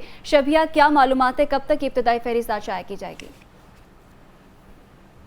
जी बिल्कुल, इलेक्शन कमीशन की जानिब से जो इंतखाबी शेड्यूल जारी किया गया था उसके मुताबिक जो इब्तदाई हल्का बंदियों की फहरिस्त है वो आज जारी की जाएगी और चीफ इलेक्शन कमिश्नर और जो दीगर मेंबरान हैं उनकी मंजूरी के बाद जो है आज जो हल्का बंदियों की जो इब्तदाई फहरिस्त है वो जारी कर दी जाएगी। जबकि कौमी और सूबाई असम्बली की जो नशिस्तें हैं वो बरकरार रहेंगी। कौमी असम्बली की 266, जबकि अगर हम पंजाब असम्बली की बात करें तो उसकी 297, सिंध असम्बली की 130, बलोचिस्तान की 51 और खैबर पख्तूनख्वा की 115 नशिस्तों पर जो है वो हल्का बंदियाँ की गई है। और अगर हम आबादी के लिहाज से बात करें तो कौमी असम्बली की जो आबादी के लिहाज से कोटा है वो पंजाब की के लिए जो है वो कौमी असम्बली का 9,05,595 है। सिंध असम्बली का जो कोटा है वो 9,13,000।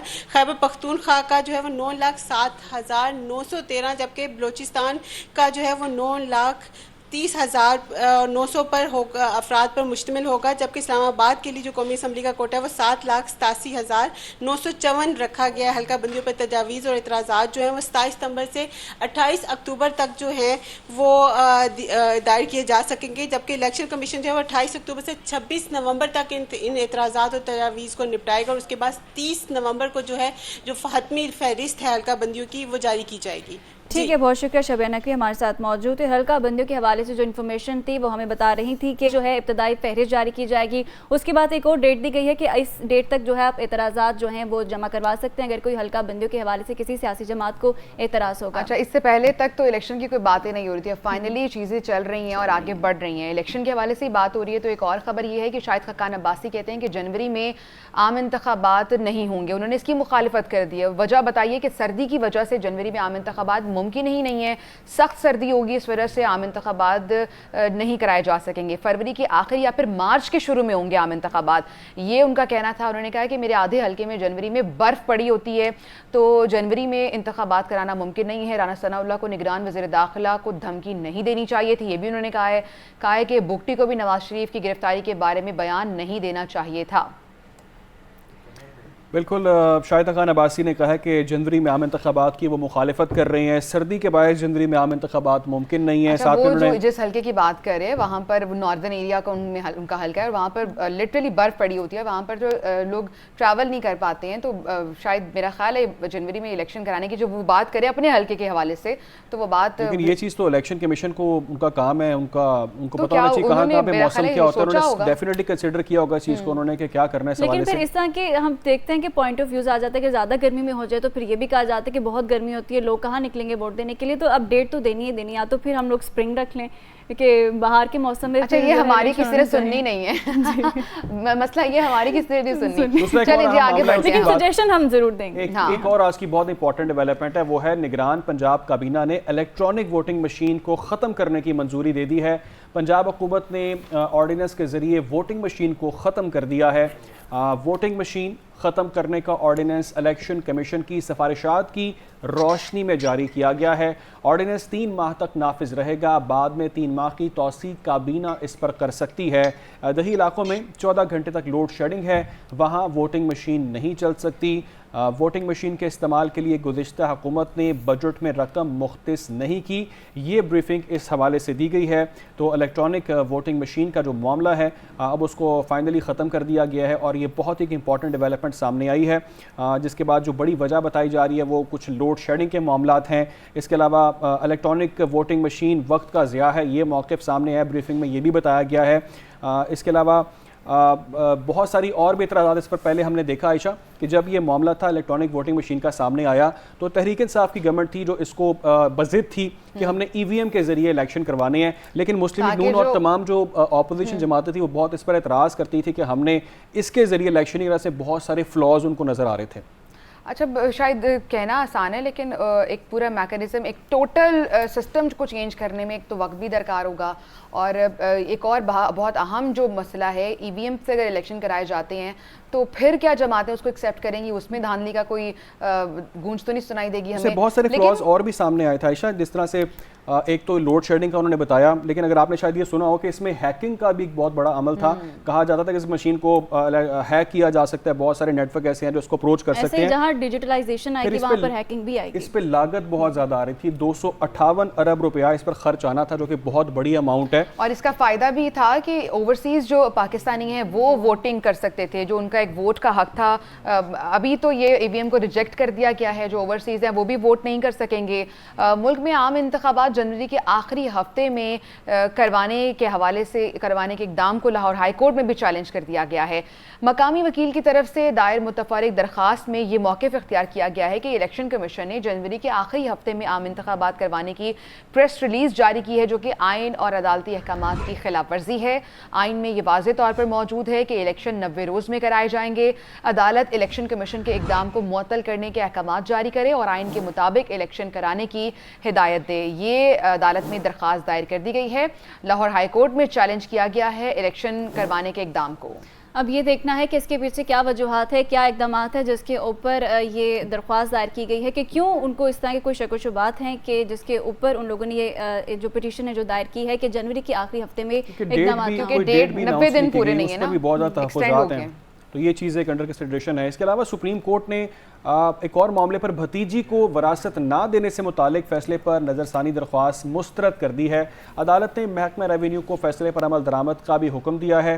तलागंज के रिहायशी मुनीर हुसैन ने भी अपने भाई अजहर हुसैन की वफ़ात के बाद जायदाद की तकसीम का दावा करते हुए भतीजी तूबा को सौतेली बेटी करार दिलवाने और वरासत के हकदार ना होने की इस्तदा की थी। दौरान समाअत चीफ जस्टिस ने रिमार्क्स दिए कि लड़की 17 साल घर में रही, उस वक्त किसी ने चैलेंज नहीं किया। भाई बहनों को जायदाद से बेदखल करने के लिए सौतेला करार देते हैं। बेटियों को जायदाद में से हिस्सा ना देना ज़मीन की हवस है। लड़की तूबा को उसके चचा ने ज़मीन हथियाने के लिए मुकदमाबाजी में फंसाया। ऐसे मुकदमाबाजी का रास्ता हमेशा के लिए बंद करना होगा। तो ये आज रिमार्क्स दिए गए काजी फाइज ईसा चीफ जस्टिस की जानिब से इस अहम मामले के हवाले से। और डेफिनेटली ऐसे बहुत सारे केसेस हैं हमारे सामने आते हैं तो हम इसको डिस्कस कर लेते हैं, लेकिन ये जो जायदाद का और हवस जो जायदाद की है वो बहुत ऐसे बहुत से वाक़यात। और इस्लाम मतलब कि हम लोग तो इस्लामी जमहूरिया पाकिस्तान है और यहाँ पर काफ़ी हमारा इस्लाम कहता है ये बुनियादी हकूक़ है एक औरत का कि उसको विरासत में जो है हक दिया जाए, उसके शोहर की जानिब से, उसके भाइयों की जानिब से, उसके आगे इनके जो बेटे होते हैं वहाँ से भी विरासत का हक दिया जाता है। लेकिन हम देखते हैं कि ऐसे वाक़यात अब अपना फैसला इस हवाले से जो देगी वो एक मिसाल भी कायम हो सकती है ताकि मुस्तकबिल में इस तरह के वाक़यात ना हो सकें। एक और इंटरेस्टिंग स्टोरी हमने आपको बतानी है कराची से। ये है कराची के साहिल की बात करें तो कराची के साहिली इलाकों में कुछ अरसे से एक बदबू फैल गई थी। शहरी अजीब सी बदबू से बहुत परेशान थे। WWF ने बदबू का ये मुअम्मा हल कर लिया है। WWF के टेक्निकल डायरेक्टर हैं मुअज़्ज़म खान। उन्होंने कहा है कि ज़ेरे आब समंदरी पौधे के गलने सड़ने की वजह से ये बदबू पैदा हो रही है और इसका उन्होंने दौरानिया भी बताया है कि जब मॉनसून ख़त्म होने वाला होता है तो जो ज़ेरे आब समुद्री पौधे मौजूद होते हैं वो गल सड़ जाते हैं। तो मॉनसून के जब ख़त्म होने पर इस तरह की जो स्मेल है वो सी व्यू पर नज़र आती है। मज़ीद डिटेल्स भी लेंगे कराची से हम लुबना मुमताज़ से, लेकिन ये बहुत अरसे से चल रहा था अली और वहाँ के लोग उनको समझ नहीं आ रहा था कि बदबू किस चीज़ की है। आपने अगर देखा हो ना, मैं ये चीज़ कल ही देख रहा था कि सोशल मीडिया पर बहुत ज़्यादा लोग इस पर बात कर रहे थे, डिस्कस कर रहे थे कि आखिर ये प्रॉब्लम क्या है, क्यों इस तरह से हमारे यहाँ पर ये मामला चल रहा है। तो फाइनली अभी चीज़ सामने आ गई और ये मामला में हल होता नजर आ रहा है कि शहरी जिस बदबू से परेशान थे उसके पीछे असल हकायक जो है वो ये इस पर मज़ीद तफसीलात हमें लुबना मुमताज़ देंगे। कराची की साहिली पट्टी के इतराफ बदबू फैल गई। साहिल और इतराफ के मकीन बदबू से परेशान। शहरी का कहना है कि साहिल पर आए तो अजीब सी नागवार बदबू से वास्ता पड़ता है। लेकिन यहाँ पे स्मेल आ रही है और जिसे घूमने का भी मजा नहीं आ रहा, तो बच्चे भी काफी परेशान हैं। और यहाँ पर अजीब सी एक स्मेल आ रही है, यहाँ पर भी अजीब सी हमें लग रही है। यहाँ पे एक नागवार सी स्मेल है जो दिन ब दिन बढ़ती जा रही है, काफी मुश्किलात हो रही है, इससे काफी दुश्वारी हो रही है। WWF के हुकाम ने साहिल पर महसूस की जाने वाली बदबू का मौमा हल कर दिया। टेक्निकल डायरेक्टर मुअज़्ज़म खान का कहना है कि ये बदबू ज़ेरे-आब उगने वाले एक पौधे फाइटोप्लैंक्टन की वजह से है। पौधों की बहुत बड़ी तादाद प्रोड्यूस होती है जिन्हें हम आँख से नहीं देख सकते, वो मर जाते हैं कि मरने की वजह से और फिर मरने के बाद सड़ने की वजह से समुंदर में बू फैल जाती है। इसीलिए सितंबर के दरमियान से अक्टूबर के दरमियान तक जिस वक्त ये मानसून ख़त्म होता है कराची के शहर के अंदर ये एक अजीब सी बदबू फैल जाती है जो इन पौधों की वजह है। फाइटोप्लैंक्टन नामी पौधे बड़ी तादाद में ज़ेरे-आब उगते हैं। मुअज़्ज़म खान का मजीद कहना था कि मानसून का सीजन खत्म होने के बाद इन पौधों के गलने सड़ने से बदबू महसूस की जाती है। लिंक करके ब्रेक ले रहा हूँ। एक ब्रेक लेते हैं, स्टे विद अस।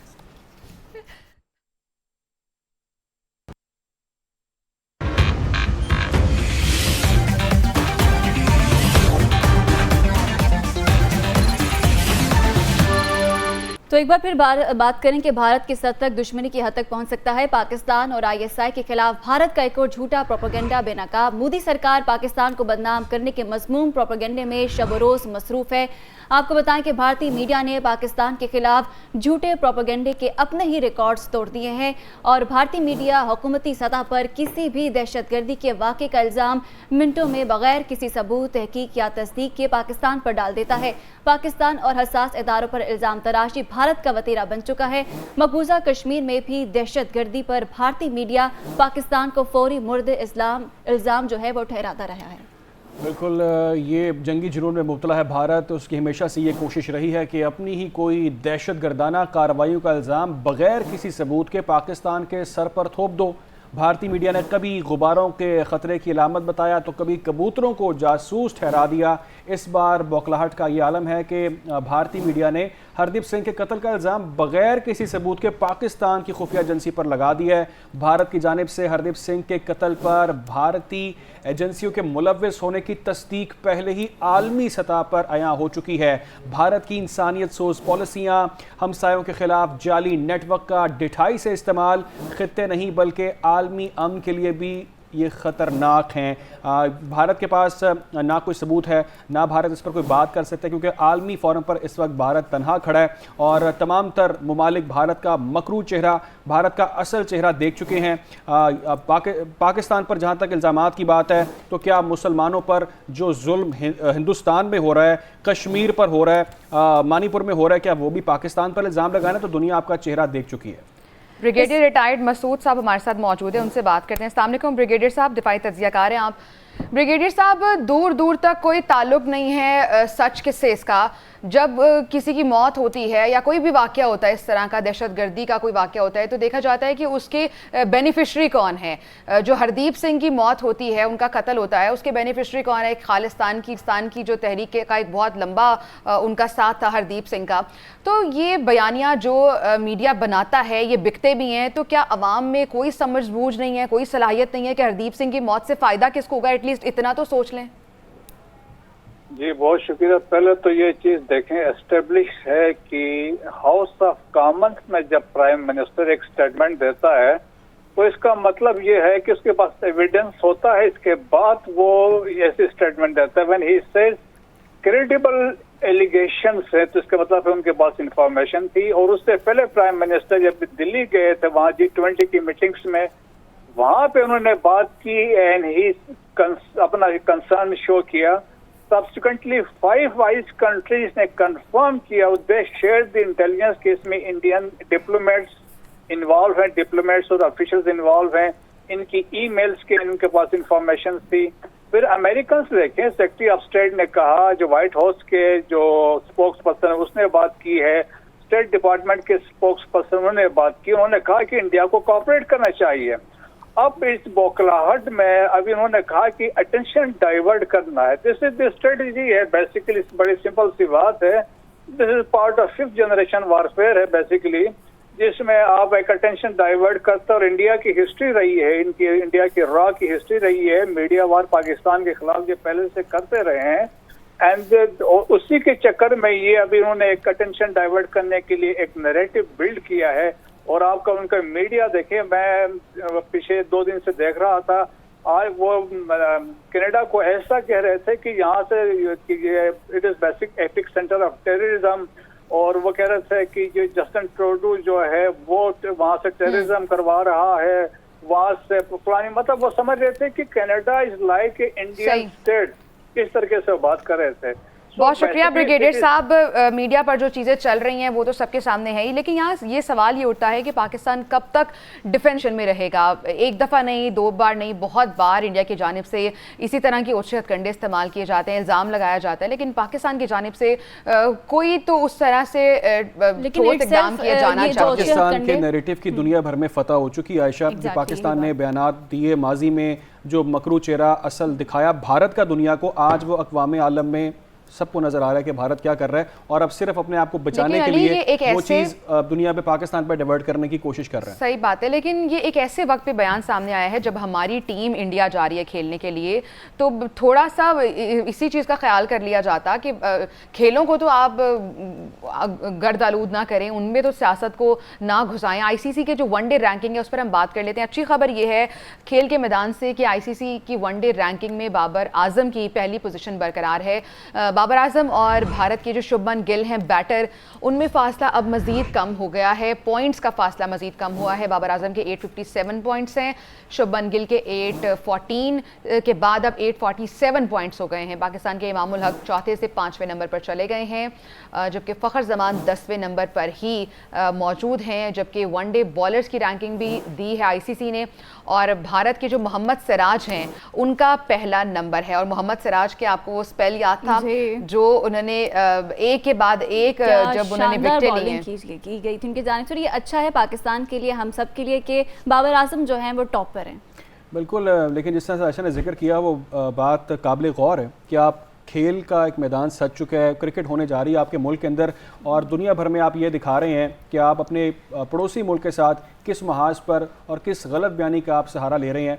तो खैर क्रिकेट का मैदान तो अब सज चुका है और Babar Azam is very hopeful. लेकिन हमारी फिराक दिली है जो खत्म होने का नाम नहीं ले रही। तो हमारी दुआ भी ये है कि पाकिस्तान एक अच्छा खेल पेश करे। आगे बढ़कर बताएं कि कौमी क्रिकेटर्स के सेंट्रल कॉन्ट्रैक्ट हतमी मरहले में दाखिल हो चुके हैं। बोर्ड हुकाम खिलाड़ियों की तजावीज़ के बाद कॉन्ट्रैक्ट को हतमी शक्ल दे रहे हैं। ज़राए के मुताबिक इब्तदाई तौर पर जो क्रिकेटर्स हैं उनसे कॉन्ट्रैक्ट की कुछ शिकों पर तहफ़्फ़ुज़ात का इजहार किया था। साथ ही साथ बोर्ड हुकाम ने खिलाड़ियों से बातचीत भी की है और इस हवाले से जो है जो खदशात है उस पर जो है वो गुफ्तगू की गई है। नए कॉन्ट्रैक्ट में वाइट बॉल और रेड बॉल की अलग कैटेगरीज होनी चाहिए, ये इसमें सजेस्ट किया गया है। बोर्ड हुकाम खिलाड़ियों की तजावीज़ के बाद कॉन्ट्रैक्ट को हतमी शक्ल दे दी गई है। नए कॉन्ट्रैक्ट में वाइट बॉल और रेड बॉल को अलग अलग कैटेगरीज में जो है वो रखने का कहा गया है। कौमी क्रिकेटर्स के सेंट्रल कॉन्ट्रैक्ट को हतमी जो है वो शक्ल दे दी गई है। आपको बताएं कि जो वाइट और रेड बॉल जो कैटेगरीज हैं वो नहीं होंगे। बोर्ड हुकाम ने खिलाड़ियों से बातचीत में उनके तहफ़्फ़ुज़ात का जायज़ा भी लिया है। बोर्ड हुकाम खिलाड़ियों की तजावीज़ के बाद कॉन्ट्रैक्ट को हतमी शक्ल दे रहे हैं। कुछ खबरें गर्दिश कर रही थी कॉन्ट्रैक्ट के हवाले से, लेकिन अब ये खबरें सामने आ रही हैं कि कॉन्ट्रैक्ट को हतमी शक्ल दे दी गई है और हतमी मराहिल में कॉन्ट्रैक्ट दाखिल हो चुका है कौमी क्रिकेटर्स का। बोर्ड हुकाम खिलाड़ियों की तजावीज़ के बाद कॉन्ट्रैक्ट को हतमी शक्ल दे रहे हैं। आगे बढ़ते हैं और ख़बर अब शामिल करते हैं। मीर जमात इस्लामी ने लाइन लॉसेस को हुकूमत की नालायकी करार दे दिया है। एहतजाजी तहरीक तेज़ करने का भी ऐलान किया है। सिराजुल हक कहते हैं कि हमारा अगला धरना और एहतजाज कराची में होगा। घर में 4 बल्ब और एक पंखा भी चलाना मुश्किल हो गया है। हर पाकिस्तानी महीने में एक दफ़ा बिजली का बिल अदा करता है। ये बिजली का बिल सरकारी डाका है। उन्होंने क्या कहा, ये सुनते हैं। ये बिजली का बिल अब वो बिल नहीं है कि जो बिजली आप इस्तेमाल करते हैं ये उसकी कीमत है, बल्कि ये एक सरकारी डाका है। और इस निगरान हुकूमत का ये मैंडेट है भी नहीं। ये सिर्फ निगरान हुकूमत है, एक आर्दी हुकूमत है, अबूरी हुकूमत है, कुछ दिनों के लिए हुकूमत है। इतने बड़े फैसले करना ये निगरान हुकूमत का मैंडेट नहीं है। जमात इस्लामी पाकिस्तान ने एक एहतजाजी तहरीक शुरू की है जिसका बुनियादी मकसद यही है कि बिजली के कीमत में जो जालिमाना इजाफा किया गया है हुकूमत इसको वापस ले। आइंदा हमारा धरना कराची में होगा, इसलिए कि ये जुल्म हम बर्दाश्त नहीं कर सकते और आवाम के अंदर ये सिक्कत है ही नहीं कि ये मज़ीद जुर्माने और ये बड़े बिल अदा करे। बिजली की कीमत में इजाफा होगा या नहीं, नेपरा में फैसला महफूज किया गया है। बिजली की कीमत में 1 रुपये 82 पैसे फ़ी यूनिट इजाफे की दरख्वास्त भी दी गई है। नेपरा के मुताबिक अथॉरिटी डाटा की मजीद जांच पड़ताल करेगी, जिसके बाद अपना तफसीली फैसला भी जारी करेगी। तो नेपरा के हवाले से खबर यह है कि बिजली की कीमत में इजाफा होगा या नहीं, ये फैसला सामने आ सकता है। नेपरा की जानिब से डेटा की मजीद जांच पड़ताल भी की जाएगी और फैसला महफूज हो चुका है और फैसला महफूज हुआ है कि बिजली की कीमत बढ़ेगी या नहीं। बिजली की कीमत में कहा जा रहा था कि 1 रुपये 82 पैसे का इजाफा किया जा सकता है और कुछ ज़राए ये भी बताते हैं कि ये जो प्लान है बिजली में इजाफे का, ये दिसंबर तक का प्लान मौजूद है। तो इसका बिल्कुल कोई लिंक नहीं है। अली, ये भी कहा जा रहा था कि शायद गर्मी से समर्स के इसको लिंक किया जा रहा है, लेकिन प्लान ये है कि दिसंबर तक बिजली के रेट्स में मजीद इजाफा होगा। आवाम को इस फैसले का इंतजार है क्योंकि इजाफा होगा तो इसका बोझ आवाम पे पड़ेगा, अगर इजाफा नहीं होगा तो आवाम के लिए खुशाइंद बात है क्योंकि चीज़ें जो हैं वो अभी स्टेबल नहीं हुई हैं, लेकिन फिर भी अगर इजाफा नहीं होगा ये भी खुशाइंद बात होगी। आगे बढ़कर आपको बताएं कि पाकिस्तान से फ़कीरों का भीख की गर्ज से बैरून मुल्क जाने का इंकशाफ हुआ है। ये इंकशाफ सेक्रेटरी ओवरसीज़ पाकिस्तानीज़ ने कायमा कमेटी बराए समंदर पार पाकिस्तानीज़ के इजलास में किया है। इजलास की सदारत सेनेटर मंजूर अहमद ने की है। ये बहुत इंटरेस्टिंग स्टोरी है कि अब पाकिस्तानी जो बेगर्स हैं जो यहाँ पर फ़कीर थे वो भीख मांगने की गर्ज से वो भी चाहते हैं उनके वीज़े लगें और वो बाहर जाकर भीख मांगें। इस पर मज़ीद बात भी कर लेते हैं। हमारे साथ लाइन पर मौजूद हैं ब्यूरो चीफ इस्लामाबाद हमारे साथ मौजूद है, उनसे बात करते हैं। गुलाम मुर्तज़ा बताइएगा ये क्या मामला है, इस स्टोरी ज़रा एक्सप्लेन कीजिएगा। जी, सेनेट की कायमा कमेटी है समुंदर पार पाकिस्तानी की ओवरसीज पाकिस्तानियों की, इस कमेटी का इजलास हुआ है और इसमें ओवरसीज पाकिस्तानी के जो मसाइल हैं उनके हवाले से बातचीत हुई है। ब्रीफिंग दी गई है सेक्रेटरी ओवरसीज पाकिस्तानी की जानिब से। उन्होंने ये बताया कि पाकिस्तान से आजकल फकीर बाहर जा रहे हैं और बैरून मुल्क फकीर भीख की गरज से बाहर जा रहे हैं। उन्होंने बताया कि सऊदी अरब, इराक और दीगर ममालिक में पाकिस्तानी फकीर दर्द सर बन गए हैं, उनकी शिकायत पाकिस्तान को मौसूल हो रही हैं। उन्होंने ये सेक्रेटरी ओवरसीज ने ब्रीफिंग दी और उसमें कहा कि अरब ममालिक में 90% गिरफ्तार फकीरों का ताल्लुक पाकिस्तान से ठीक है गुलाम मुर्तज़ा, आपने इस अहम मामले का हमें अपडेट किया, बहुत शुक्रिया अपडेट करने के लिए। यहाँ पर वक्त हुआ ब्रेक का, हाजिर होंगे हेडलाइंस के साथ।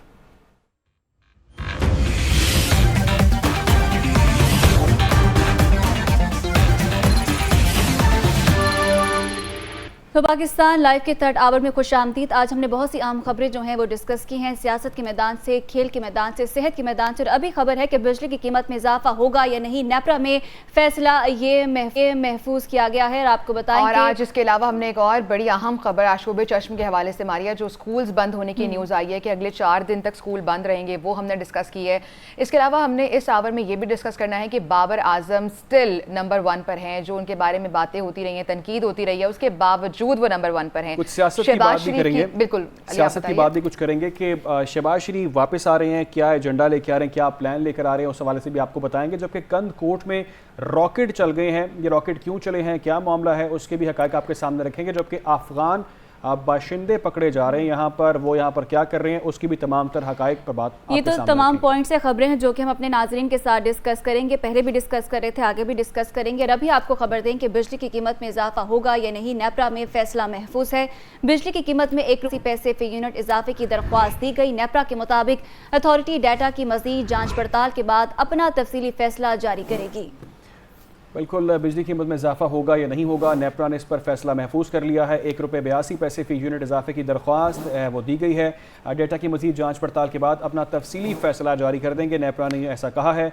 बिजली की कीमत में इजाफा होता है या नहीं होता, इसके हवाले से फैसला कर दिया जाएगा। 1 रुपये 82 पैसे फी यूनिट का इजाफा है। महंगाई का एक और बोझ आवाम पर डालने की तैयारी की जा रही है, लेकिन देखना यह है कि फ़ैसला क्या आता है। आवाम पहले ही महंगाई से बेहद परेशान है, लेकिन अब ये देखना है कि बिजली की कीमत में या जो बिल पहले से बहुत ज़्यादा आ रही हैं उसमें क्या मज़ीद इजाफा होता है, नहीं होता। बिल्कुल, और यहाँ पर कुछ सवालात भी उठते हैं कि जब डॉलर नीचे जा रहा है और क्रैकडाउन चल रहा है मुल्क में, अच्छी खबरें आना शुरू हो गई हैं, गोल्ड का रेट नीचे जा रहा है, तो ऐसी सिचुएशन में कैसे बिजली की कीमत बढ़ रही है, किन वजूहात की बिना पर बढ़ रही है। गुलाम मुर्तज़ा साथ मौजूद हैं, ब्यूरो चीफ हैं। गुलाम मुर्तज़ा बताइएगा क्या रीजंस बताई जा रही हैं बिजली के नरखों में इजाफे की। जो महाना फ्यूल एडजस्टमेंट है ये अगस्त की है और ये डॉलर की जो कीमत है इसमें ऊपर नीचे जो हो रही है ये सितंबर के लास्ट वीक चल रहा है। ये अगस्त की फ्यूल प्राइस एडजस्टमेंट है जो इसके लिए समाअत आज मुकर्रर थी और समाअत हुई है और इसमें बताया गया है कि 1 रुपये 46 पैसे फी यूनिट पिछले साल सितंबर में फ्यूल कास्ट में इजाफा हुआ था और 37 पैसे जो है गुज़श्ता माह की फ्यूल एडजस्टमेंट कॉस्ट है जिसमें बड़ी थी। तो इस तरह से 1 रुपये 83 पैसे फी यूनिट इजाफा सेंट्रल पावर परचेजिंग एजेंसी की जानिब से मांगा गया था, जिसके ऊपर समाअत हुई है और समाअत ये की थी चेयरमैन नेपरा ने और इसमें बाकी स्टेक होल्डर्स भी शामिल थे। सरकारी डिस्कोर्स के हवाले से भी पता चला है कि 33 अरब रुपये का इजाफी बोझ डालने की ये दरख्वास्त उनकी जानिब से की गई थी और ये भी बताया गया कि अगस्त में 15 अरब 47 करोड़ 20 लाख यूनिट बिजली पैदा की गई और इसमें से फर्न साइल जो है वो उसकी बिजली काफ़ी महंगी पड़ी थी और 33 रुपये 32 पैसे उसका यूनिट था। गैस से जो लाई गई बिजली वो तकरीबन 7 रुपये 60 पैसे थी, जबकि जो दरामदी LNG है उससे बिजली पैदा की गई वो 17 रुपये 17 पैसे फी यूनिट बिजली पैदा की गई थी और कोयले से 10 रुपये 26 पैसे, दरामदी कोयले से 4 रुपये 51 पैसे जो है वो बिजली पैदा की गई। और इसी तरह से जो जौहरी ईंधन है उससे पैदा होने वाली बिजली की कीमत 12.79 रुपये फी यूनिट रही थी, तो इस तरह से ये तमाम जो रेफरेंस लागत है इसको इकट्ठा करने के बाद जो बकेट प्राइस निकला है उसमें ठीक है गुलाम मुर्तज़ा, आपने हमें तफसीलन अपडेट किया। अपडेट करने के लिए आपका बहुत शुक्रिया। आगे बढ़ेंगे। कराची के साहिली इलाके में बदबू फैल रही है और जिससे शहरी बहुत परेशान है। अजीब सी ये बदबू है जो महसूस की जाती है। WWF ने बदबू का मुअम्मा तो हल कर लिया है। WWF के टेक्निकल डायरेक्टर मौज़म खान कहते हैं कि ज़ेर-ए-आब समुद्री पौधे के गलने सड़ने की वजह से ये बदबू पैदा हो रही है। डिटेल्स लुबना मुमताज़ से जानते हैं।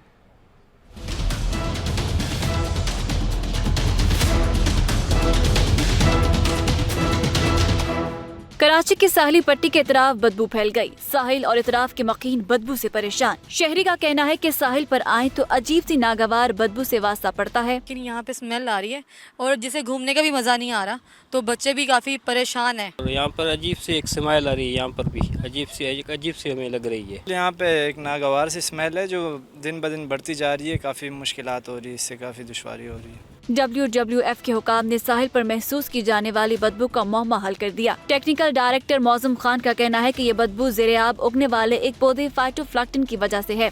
पौधों की बहुत बड़ी तादाद प्रोड्यूस होती है जिन्हें हम आँख से नहीं देख सकते, वो मर जाते हैं कि मरने की वजह से और फिर मरने के बाद सड़ने की वजह से समुंदर में बू फैल जाती है। इसीलिए सितंबर के दरमियान से अक्टूबर के दरमियान तक जिस वक्त ये मानसून ख़त्म होता है, कराची के शहर के अंदर ये एक अजीब सी बदबू फैल जाती है जो इन पौधों की वजह है। फाइटोप्लैंक्टन नामी पौधे बड़ी तादाद में ज़ेर-ए-आब उगते हैं। मौज़म खान का मजीद कहना था कि मानसून का सीजन खत्म होने के बाद इन पौधों के गलने सड़ने से बदबू महसूस की जाती है। इसी तमाम तर मामले पर बात करने के लिए हमारे साथ मौजूद हैं टेक्निकल डायरेक्टर हैं मौज़म खान WWF के। अस्सलाम वालेकुम मौज़म, बहुत शुक्रिया आपके वक्त के लिए। मौज़म खान बताइएगा क्या वजूहात हैं इसके पीछे? पौधे के गलने सड़ने की वजह से हुआ है ये सब, या मज़ीद भी कुछ आप समझते हैं कोई फैक्टर्स हो सकते हैं? और ये क्या इसी बार ये मामला उठा या हर बार मानसून के बाद हमें ये फेस करना पड़ता है साहिल पर? ये तकरीबन हर साल मानसून का जब सीज़न ख़त्म होता है जो कि सितंबर के दरमियान से अक्टूबर के पहले हफ्ते के दरमियान होता है, तो समुंदर में चूँकि ये बहुत प्रोडक्टिव सीज़न गुजरा होता है मानसून का, तो उसमें बहुत ज़्यादा तादाद में ये छोटे से खुर्दबीनी पौधे मौजूद होते हैं जो कि जैसी मौसम तब्दील होता है तो उनके लिए हालात नासाज़ हो जाते हैं और वो इस तरह मर जाते हैं उनके मरने की वजह से। और फिर जब जैसी वो सड़ते हैं तो ये बदबू फैलती है। तो ये एक नॉर्मल सा फिनोमेना है जो कि अरेबियन सी में, ख़ास तौर पे पाकिस्तान के कोस्ट में ये इस मौसम में होता है। अच्छा मौज़म खान, दुनिया को मौसमियाती तब्दीली का भी सामना है आलमी सतह पर। आप समझते हैं कि मौसमियाती तब्दीली की वजह से डेफिनेटली आबी हयात भी मुतासिर होते हैं, तो क्या ये कोई रीज़न हो सकती है? क्योंकि इस बार लोगों ने बहुत ज़्यादा, और ये सोशल मीडिया पर भी ट्रेंडिंग में था ये बदबू वाला जो मामला था साहिल पर, आप समझते हैं कि कोई मौसमियाती तब्दीली भी कोई फैक्टर हो सकता है इसमें? मेरे ख्याल में इसको इससे रिलेट नहीं कर सकते क्योंकि ये हर साल रिकरिंग है और मानसून सदियों से इसी पीरियड के दरमियान ख़त्म होता था। मई से शुरू होता है और सितंबर के दरमियानी अरसे में ये ख़त्म होता है। तो ये एक नॉर्मल फिनोमेना है, किसी साल ज़्यादा और किसी साल कम ज़रूर होता है, लेकिन शायद हम इसको क्लाइमेट चेंज से इसको रिलेट करना जस्टिफाइड नहीं होगा।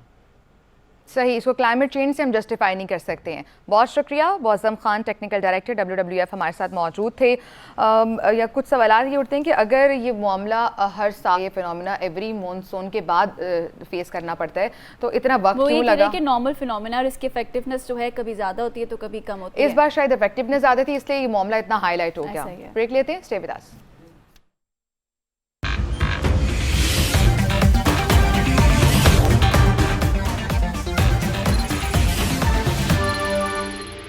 बहरास आपको लाहौर लिए चले। SP ऑपरेशंस मॉडल टाउन अमारा शराजी इस वक्त न्यूज़ कॉन्फ्रेंस कर रही हैं। जो इन्फेक्शन आँख का इस इंजेक्शन की वजह से हो रहा है वो टोटली दोनों डिफरेंट कंडीशंस हैं।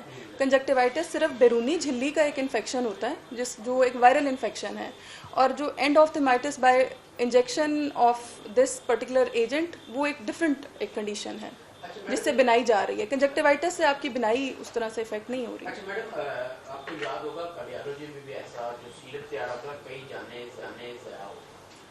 आप ये बता दें कि ये जो इंजेक्शन जहाँ पे ये बन रहे थे उस फैक्ट्री के खिलाफ, जो मालकान के खिलाफ, उनके खिलाफ भी कोई कार्रवाई अमल में लाई जाएगी? देखिए, इसमें जो है वो ड्रग रेगुलेटरी अथॉरिटी ने उस वाइल के सैंपल्स जो हैं वो कल्चर के लिए भिजवाए हैं। उस कल्चर के रिपोर्ट के ऊपर डिपेंड करेगा कि आया जो इंजेक्शन या जो उसकी वाइल जो बाहर से इंपोर्ट की जा रही थी उसमें भी कोई इन्फेक्शन था या सिर्फ यहाँ पर जो हॉस्पिटल के अंदर फैसिलिटी थी वहाँ उसको छोटी डोजेस में कन्वर्ट करने के दौरान इन्फेक्शन जो है वो पैदा हुआ है। तो वो उस पर्टिकुलर सारे कल्चर्स के बाद फैसला होगा कि ये इंजेक्शन जो इम्पोर्टेड इंजेक्शन था वो इटसेल्फ ठीक था और या उसमें कोई इन्फेक्शन मौजूद था। इसको कन्वर्ट कर सकते हैं वाइन से छोटे इंजेक्शन था वो इटसेल्फ ठीक था और या उसमें कोई इन्फेक्शन मौजूद था। इसको कन्वर्ट कर सकते हैं वाइन से छोटे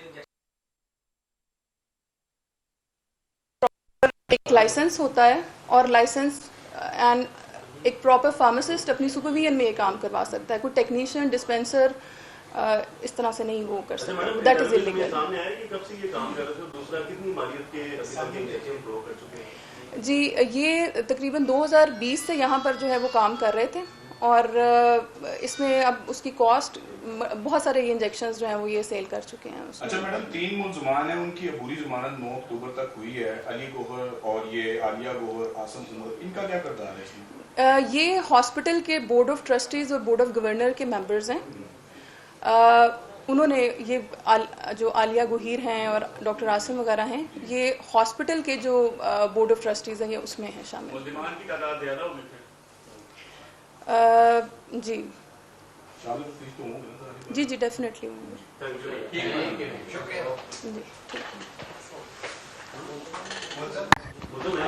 जी मुलजिम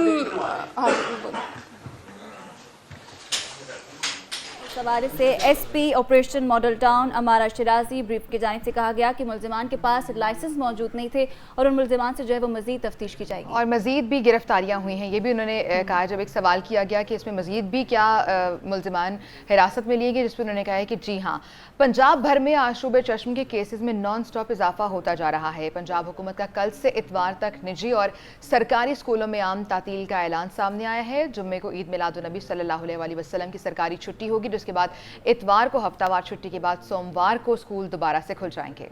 छुट्टियों का इतलाक पूरे सूबे पर होगा और वज़ीर आला पंजाब ने government girls high school Ravi road के अचानक दौरे के दौरान ऐलान किया।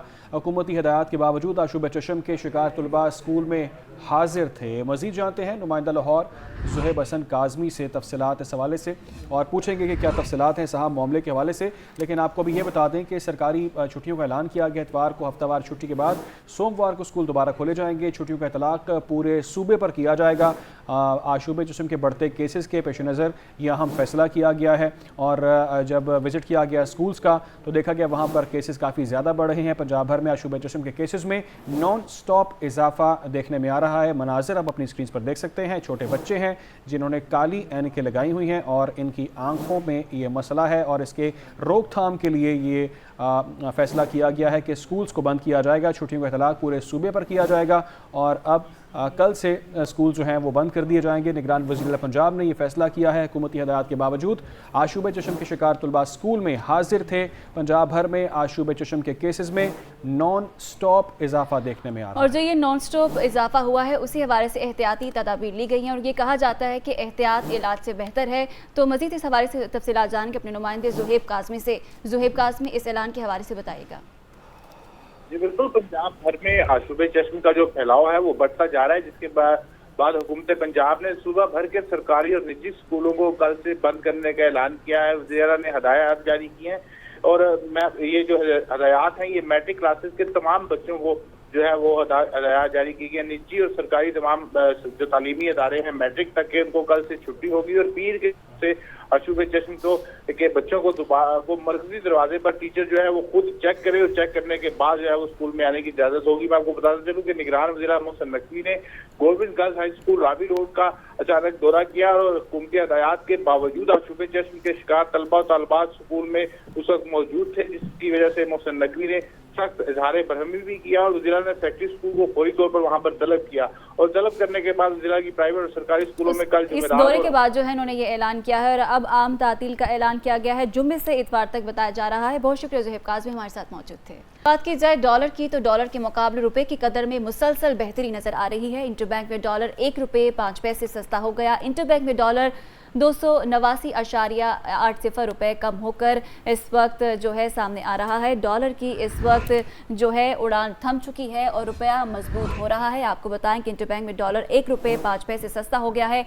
इंटरबैंक में डॉलर 289.80 रुपये से कम होकर 288.75 रुपये पर बंद हुआ है। इसी पर मजीद तफसीलात जानते हैं नजीब नाइट से। नजीब, आगाह करें।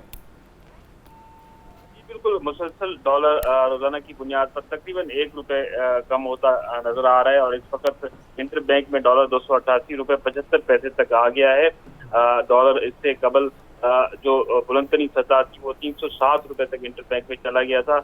तकरीबन 18 रुपये की कमी आ चुकी है इंटरबैंक में, जबकि ओपन मार्केट में डॉलर 42 रुपये सस्ता हो चुका है और मुसलसल आए दिन डॉलर में कमी देखी जा रही है। उसकी बड़ी वजूहत हुकूमती जो इकदाम हैं, अब उसके असरात जो है वो बाकी मार्केट्स पर भी नजर आने लगे हैं और इम्कान है कि हुकूमती जो दावा है डॉलर को मजीद सस्ता करने के हवाले से वो अमल होता हुआ उस पर नजर आ रहा है और हुकूमती इकदाम जारी रहे तो इम्कान है कि डॉलर 250 तक पहुंच जाए।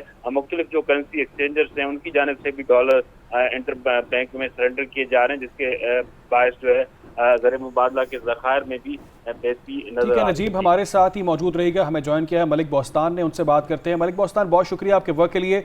आप सदर फॉरेक्स एक्सचेंज हैं, आपकी मामलात पर गहरी नज़र होगी।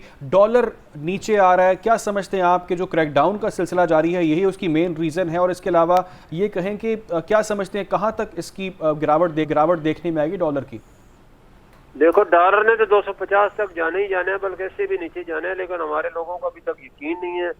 लेकिन यकीन उनको तब भी होगा जब 240 तक हो जाएगा। तो डॉलर का, जैसे मैंने पहले कहा था, सबसे पहले मैंने चीफ साहब से रिक्वेस्ट की थी, पाकिस्तान में डॉलर की कोई कमी नहीं है। पिछले 30 साल में 180 अरब डॉलर पाकिस्तानी बैंकों से गैर मुल्की बैंकों में गया है। हालांकि हमारे कर्जे सिर्फ 130 अरब डॉलर है। सिर्फ इसको मैनेजमेंट और इसकी लीकेज बंद करें। लेकिन यही थी कि ब्लैक मार्केट में जा लोग स्मगलिंग कर रहे थे, हर चीज स्मगलिंग होकर आ रही थी। जो ही स्मगलिंग रुकी उसके बाद डॉलर जो है ऑफिशियल चैनल में आना शुरू हुआ। हमारे पास क्रैकडाउन से पहले सिर्फ 5 से 7 मिलियन डॉलर लोग बेचने आते थे। आज अल्लाह का शुक्र 20-20 मिलियन हम डेली इंटर बैंक में सेल कर रहे हो। मार्केट में कोई खरीदने वाला नहीं है, बेचने वाले सब आ रहे हैं। तो ये जब इसी तरह आज आप देखना आजकल घरों में भी छापे लग रहे हैं, जिन लोगों ने इलीगल पैसे छुपाए हुए हैं और उनके डॉलर भी निकल रहे हैं बड़ी बड़ी तादाद में।